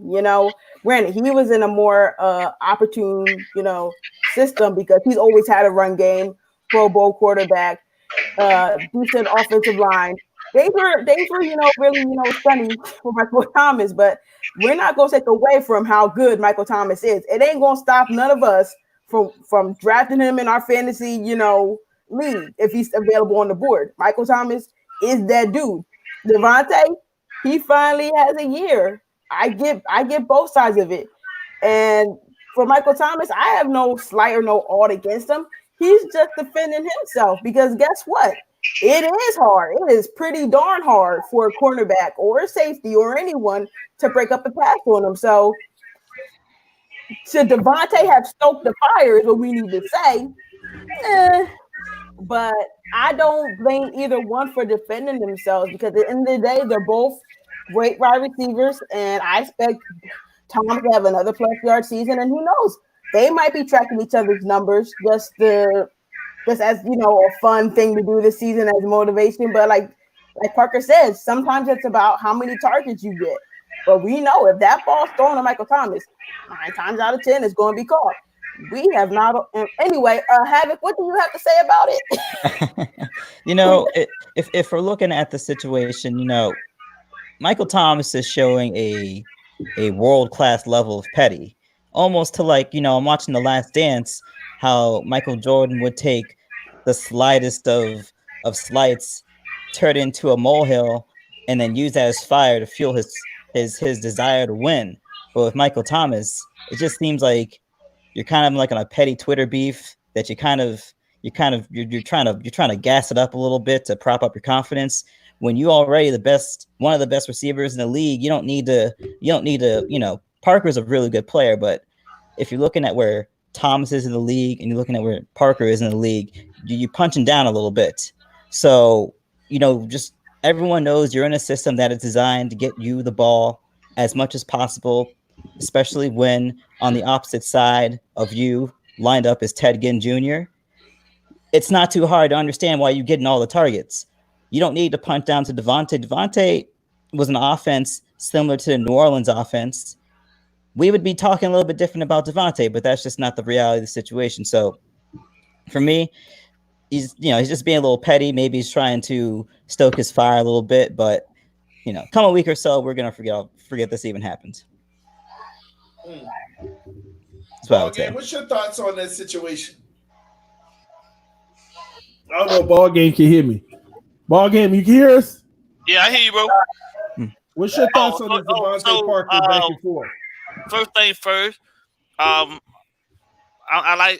never at any point felt like Parker didn't have fire in him. Unfortunately, he hated on by Gase and wasn't really loved by Philbin, so that stalled a lot of his upward trajectory and progress as far as I'm concerned. I think Michael Thomas is being hella petty because at the end of the day, when you look at the situation he's in, I think a whole lot of other receivers will probably do just what he's done or even better, considering he's a slug bug. It's not like he out there running away from folk. You out there catching screens and you out there catching ins and out routes, you know what I'm saying, and slants. But you ain't really going up top and beasting nobody. All them catches and you ain't got, you know what I'm saying, you got 9 touchdowns with 1,700 yards. Like, come on, like, really? Devontae had 9 touchdowns and he had 1,200 some yards. So do the math on that. Who really get the best production out of their receiving process? From the receiver position. Okay, yeah, you got a lot of catches. Hella petty. Take a step back. Michael Thomas take a step back in my book. I had him as one of the premier guys, class guy. You know what I'm saying? That I regarded as, you know what I'm saying, somebody that I would tell my younger cats that I know that aspiring to be good wide receivers. Hey man, do your work like Mike, but somebody petty like that, bro, I gotta give him somebody else to look up to now. So more or less, man, I don't think Parker is the type of dude that actually needed this to light his fire. You know what I mean? Given the opportunity, man. I think Parker. I always felt like I never gave up on Devontae Parker. You know what I mean? Let's be first to say that. I always been a fan of Parker. I just know that he was in a bad situation with Gase and Philbin, man. So it was good for me to see him do what he did last year, and I believe without a shadow of a doubt, he'll build up on it even more. I give him 1,485, 1,500 yards.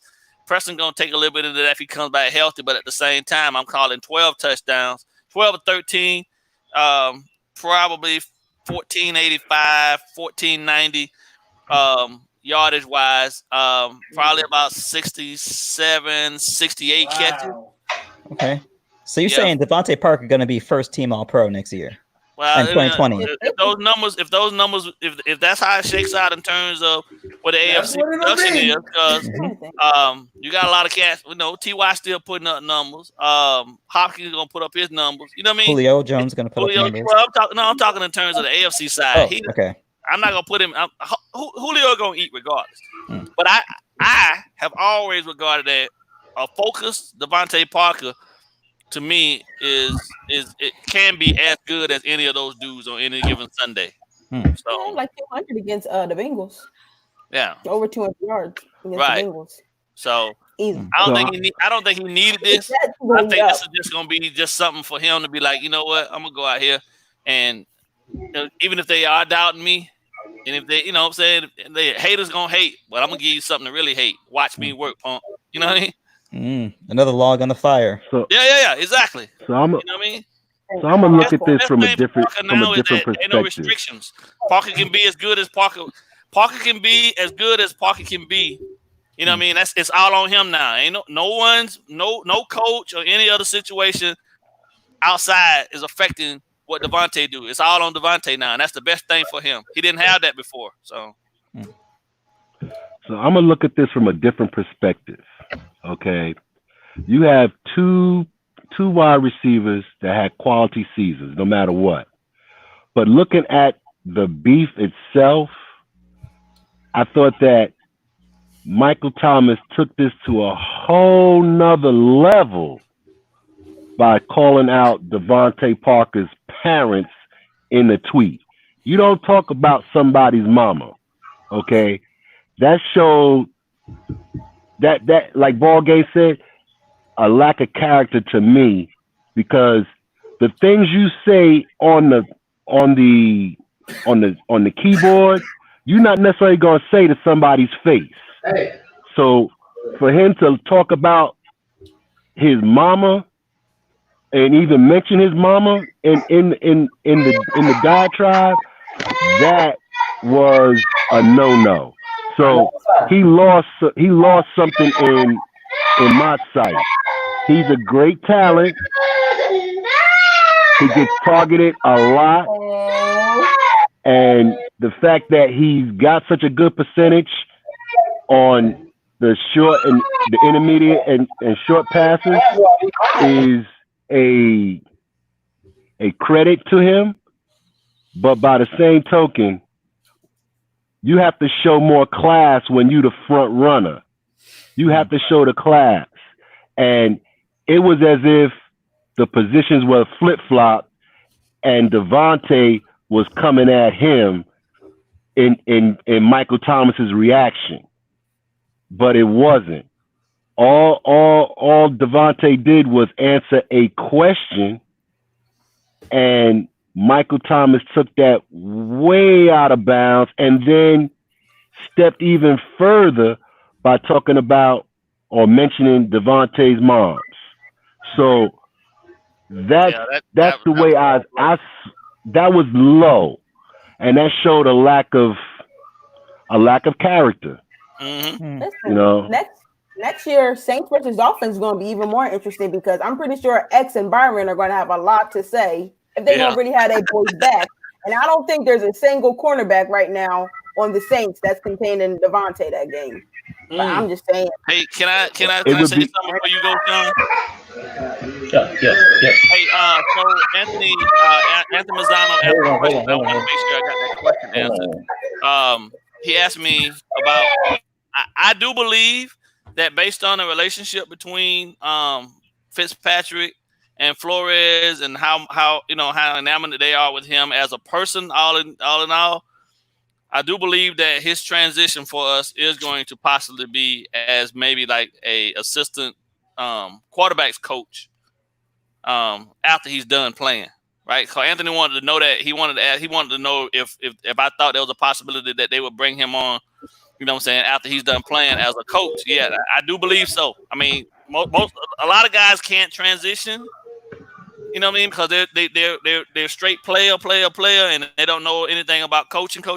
But Fitzpatrick has that element of him of wanting to, you know what I'm saying, help young guys develop. But yeah, Anthony, I'm sorry, he may have the ability, but after 15, 16 years, wife gonna have a say on that as well. And they got about what, five or six kids? 7. The basketball team. Yeah. So she may want him home. Well, he she may want him home. He ain't gotta do as much. Listen, he ain't gotta do as much as a coach. You know what I mean? He's home right now. He's probably like, I want to get on the field. No, but there's a difference when you're a coach. When you're a coach and you know that you give a lot to your players and you devote a lot of time as well. The game is still the game been taking care of them. The game's still gonna take care of them. She's an NFL wife now. Don't get it twisted. You know what I mean? If he can transition from being a player to being a coach, that's a win-win. Because he ain't out there getting hurt no more, but he's still getting a check. Could be. I'm just answering Anthony's question in a manner that brings up that possibility as well, that he may have the desire, but wife might veto it. Yeah. Yeah, I feel you. There it goes. That's when you go and you get 2 nannies. Did she get to stay in Miami? No. I'll be the first to tell you, hey, I'm not passing on another coaching opportunity. My wife already know it. So, well, hey, so Sean Thompson, what's your thoughts on that Devontae Parker thing? Well, for me, Devontae took the light way. You know, I think he did the right way. He's going to get on the field because once you get that taste of how it feels to get, you know, that 1,000 yards and beat that guy, you're going to want more of that. You're going to want more. You want to do more. It's like almost like I remember when I played football and my mom was on the sideline, and when she cheered me, it made me want to do more and more. So I figure like once you get that little taste, you want to do more. So I think he's going to be right there with that guy. And that guy's going to be looking, oh, wow, I shouldn't have opened my mouth, you know? So what position you play, Sean? Well, I played safety and running back. Here's a little story. Like I told you, I grew up in West Germany as a kid, military brat. So I played in the same little like backfield as Charlie Gardner. You guys remember Charlie Gardner? Yeah, Charlie Gardner. Yeah, man. I played with Charlie Gardner. He was in the backfield with me. So it was crazy to see him go. You was at Ramstein? No, I was actually in K-Town. Oh, Kaiserslautern. Okay, yeah. I've been there too. Yeah, I was been in through K-Town. there. Yeah. Had a lot of Terminators. Yeah, I was shocked he went, you know. So and so let me ask you this though, Sean, because you play running back. So how important is the offensive line for a running back? It's very essential. Very essential. Is a running back like almost the most dependent position on the field? It's very essential. I mean, the thing about it. Where your boy at, Phins from last night? Who? He need to be in here hearing this right now. Shout out to DWA. Shout out to Miami Sports Music. My boys over there, Solo D. Wade, the Finstones, all them. But listen, I just say I agree with him. But where's Wade? Wade will be back Monday. If you want to holler at him. Yeah, I got you. Yeah, go ahead, Sean. I think it's very essential. I mean, you can't do nothing without a good line. You can't do nothing. No matter what. You can't. So what's your thoughts on Kalen Ballage then? Well, listen. When we drafted Kalen Ballage, I was looking at him and thinking about it like he's a good back. To be honest with you, he's a good back.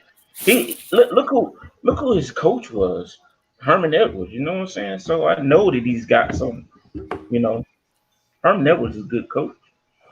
So I know, and then too, when he was at Arizona, he wasn't really he didn't play every down. There was another back there. So, right. So he's got some legs on him. So I think he's gonna be all right too. You know, it's just the line. You got to get the line right, and I think we did like big steps to get it going that right way. I mean, one thing I'm about to say is that I wish Laramie had been a part of that, but you know, I know. But who do you think should be the starter out of for the Dolphins this year, right now? As far as running back, yeah. You guys might laugh at me, but I think my sleeper guy is I like Myles Gaskin. Okay. I'm not gonna laugh, but I'm gonna say this. I'm gonna ask, what do you see in Gaskins that would bring that opinion? I mean, he's shifty. He can run between the tackles. I just think he can. I mean, I understand. I just think he's going to be the dark horse. I think he could pull it off. I mean, I could be wrong, but I just like him as a running back.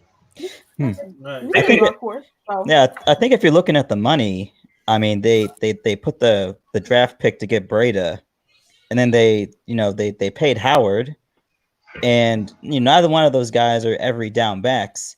Mm-hmm. So in the best case scenario, I think the Dolphins are looking for both of them to take the bulk of the carries, and especially in regards to last season, it was hard to get a fair evaluation at who can do what with that O-line.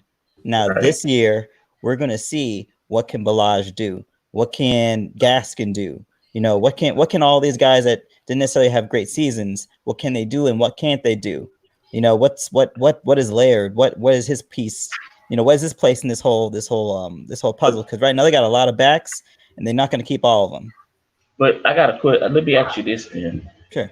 Remember we was having that trouble, and they put Mark Walton in, and he started making little waves and getting in and out of holes and stuff like that. That's what I think of Myles Gaskins. He can get in and out of holes, Okay. It's like I said, especially in pertaining to last year, it's hard to really look at the tape from last year and say who can do what. I mean, I hope they all come to camp and burn the house down. But realistically speaking, they put the money into Breda, they put the money into Howard. So you're looking at, and if they keep Perry as a gadget type of player, then there's only room for one more guy, and it's either going to be Laird, Gaskin, or Balaj. And I don't see any of them having the upper edge at this point. I mean, like I said, you could be right, but also too, hey, when you get in there, it's all about what's in your heart of how you gonna get on their field. To me. So just because Jordan Howard's the premier name and you see him, it doesn't mean that Myles Gaskin can't come in there and move him, because he's getting in and out of that, and getting in and out of those holes, and he's running the rock. And that's my whole point. That's always my point. Just because a guy got a bigger stature of a name, don't mean he's gonna be your starter in a Flores team. This is Brian Flores. When are we going to start to believe Brian Flores? Who's playing the best football? Who gives us the best chance to win right now? That's all that matters. I don't care that your name is more popular and that you make more money. If that guy that makes $700,000 is going to give me a better chance right now than the guy that's making $15 million, put that $700,000 on the field. It doesn't make a difference. You're going to pay him anyway. So at the end of the day, for some reason, people think that because you make a lot of money, you got to be the starter. Well, he's the highest paid, so he's obviously the starter. Man, who playing better in camp? Who winning this battle in camp? Right. That's all that matters. And what's the game plan like for each week? A game plan may be featured one skill set for a back, and maybe that following week, because of a weakness in the defense, or linebacker can't cover this, or doesn't do this or that, there could be a change in who's the starting running back. who's the feature back for that week. Right. It doesn't know. It all depends on what Flores and Chan Gailey decide for that week. One thing I observed that when we had Jay Ajayi, one thing I observed, everybody was hyped on Jay Ajayi and the J Train. But for me, I watched him. He used to run with his head down, and you're not gonna find holes with your head down. I seen that a lot. That's why I used to see him get stuck. He would hit the hole, but he would hit the hole with his head down. And I learned as a running back, you gotta watch the hole. And Jay Ajayi, he used to have his head down and trying to run through the hole, and he wasn't getting nowhere. So I feel like I said, the guy that has vision, to find the holes and look on the back of the jersey and hit the hole and go, that's look, I like I told you, I played with Charlie Gardner. He was fast. I wasn't as fast as he was, but the coach used me in one aspect and used him in one aspect. He told, he said, well, hey, Charlie's got that speed. He can get around, Yeah, I had my vision to get through holes, but it's all different, so to me, if he gets out there and the way I seen him run the rock, he's patient and he finds a hole and hits the hole. Yeah, especially in this league, there's only a handful of running backs that are assured, all the carries. There's only a handful at this point. There's so many guys rolling in, rolling out. Firstly for Ajayi, his health let him down. But, if you're looking, none of these running backs are going to be putting their hands up saying, hey, 20 carries, 25 carries a game, I'm that guy. No one's going to have that role on this team. There's, a number of guys with a number of skill sets. And if you're looking at the way, if I'm just, projecting, even though, Breda, they made the move for him, they gave Howard the money, they are as sure a thing in NFL as you will get in the running back room. Now, can they be outworked? Can someone, impress over Jordan Howard? Of course, someone can, outwork Jordan Howard. Somebody can outwork Matt Breda. Of course, it's just a matter of, Howard and Breda's positions on the roster are secure. Who's going to be the next guy? And can that guy penetrate their carries? That's what it comes down to. Yeah. Well, listen, guys, man. Because I know we're about to close the stream for the night. But we had a great conversation. I did want to talk more about the old line. So that's something that maybe we could pick up next week on Tuesday. Finsanity, as always, thanks for coming through. We love you. Havoc, man, I appreciate you. Can't wait to see you next week, bro. And ball game with the 305. Hey, ball game, stop flexing, man. You keep showing them guns, man. Try to make people jealous, man. Stop flexing, man. Hey, I'm back at it, baby. I hear you. I need to get my life together, man. Hey, shout out to Dwayne coming through, man. I appreciate you hopping in on us. And Sean, man, I appreciate you coming through, man. It was a real pleasure, bro. Yeah, I enjoyed it. I've been trying to get on here for a minute, and tonight I was able to get on there and awesome. Hoping to get on some more, Awesome, man. I look forward to seeing you again. I'm going to have many times where I'm opening it up for several individuals, man. And I'll let you know. And make sure you email me too, bro, okay? Okay. Hey, one thing too, Mr. Ballgame, you was in the military? Yeah. 23 years in the Navy. Dwayne, you was in the military too? Yes, 26 years in the Army. Well, I like to tell you guys, thank you for your service. Yeah. I was in the military 100%. Too. Stationed over in Misau. I was in Misau. So. Oh wow. Yeah. So. Wow, because when you said K-Town, you brought back memories because I was in Kaiserslautern, and I visited Ramstein and Munich and went to a couple of places out there in Frankfurt as well. So I had my fun. Well, I worked hard too. Right. For me, it was. I was there as a kid because my dad was in the military. Then after I grew up, I went into the military and went right back to the same place I grew up. So You know, so it's Germany, man. Germany. Yeah. Ball so game, stop that mess, man. Stop, ball game. So first of all, TD, let me say one thing to you before we go, TD.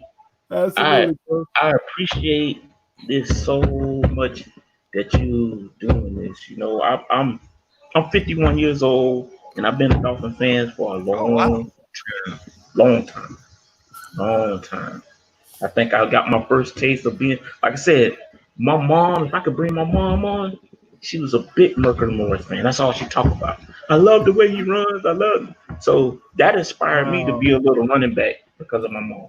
And I've been my very first team I ever played for was the Dolphins. So I've just been a fan since, you know. But I like to tell you thank you for what you're doing.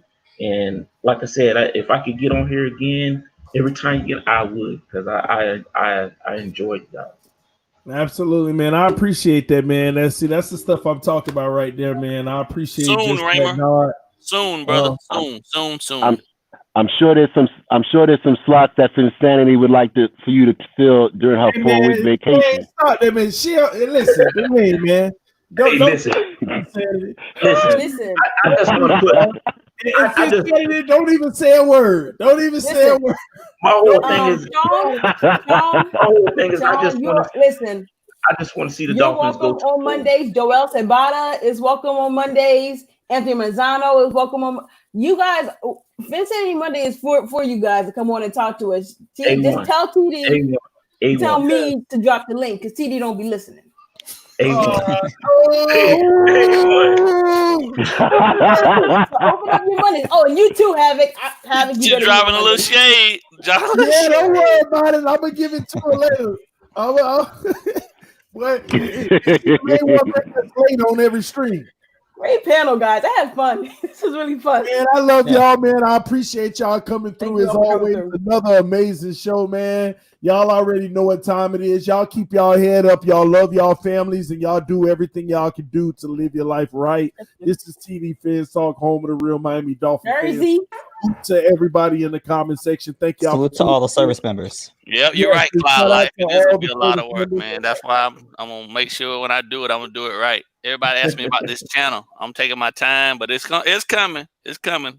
Absolutely. Hey, it ain't no need to rush perfection, baby. Right. At the end of the day. So, but you already know what time it is. You got TDPHINSTALK. We got you, ball game. Indeed. I'm in good hands, man. I know it. I'm in good hands. So. We love everybody, man. Y'all keep y'all head up. Y'all have another great day tomorrow. It's going to be Tuesday. Let's get through this week, and let's make sure that we spread positivity, love, and ball game need to stop flexing, man. I keep telling you, stop flexing, man. Wait on Thursday, everybody. Wait on Thursday, everybody. Please. Dwayne on Thursday, right? Huh? Yep, that's Dwayne right. On Thursday, right? Gotta tell my boy out. I'll see y'all tomorrow. Y'all already know what time it is, but on Thursday night, it's TDPHINSTALK details with Dwayne Wood. Don't forget about that. That's when we drop that knowledge, baby. And what we doing this Thursday again, Dwayne? Because I know you sent me the agenda. We're gonna finish up the UDFAs. Yeah, we got about four or five more of those, and then we're gonna get into gap assignments. Gap assignments. So if you want to learn, Thursday night is when you come. You'll learn about gap assignments. You'll know where each gap is. I'll be there. Okay? I'll be around. Yeah, I should be around. Hey, I'm in. You know, if it's defense, if it's defense, man, I'm all about it. So hey, Thursday night, guys. Thursday night. Don't forget. And Friday night is the 2-year anniversary of TDPHINSTALK. And honestly, guys, I don't want. Listen, it ain't even about me. I want to hear from y'all on Friday night. I want to know what y'all feel about us hitting the 2-year mark because time is flying, man. It's not. Let me repeat that. Tuesday night is not about TD. It's about our family, man. And I want to hear from y'all. I mean, Friday night. I said Tuesday. Lord. Friday night is not about TV. It's about all of us, all right? What was that? Sir. All right.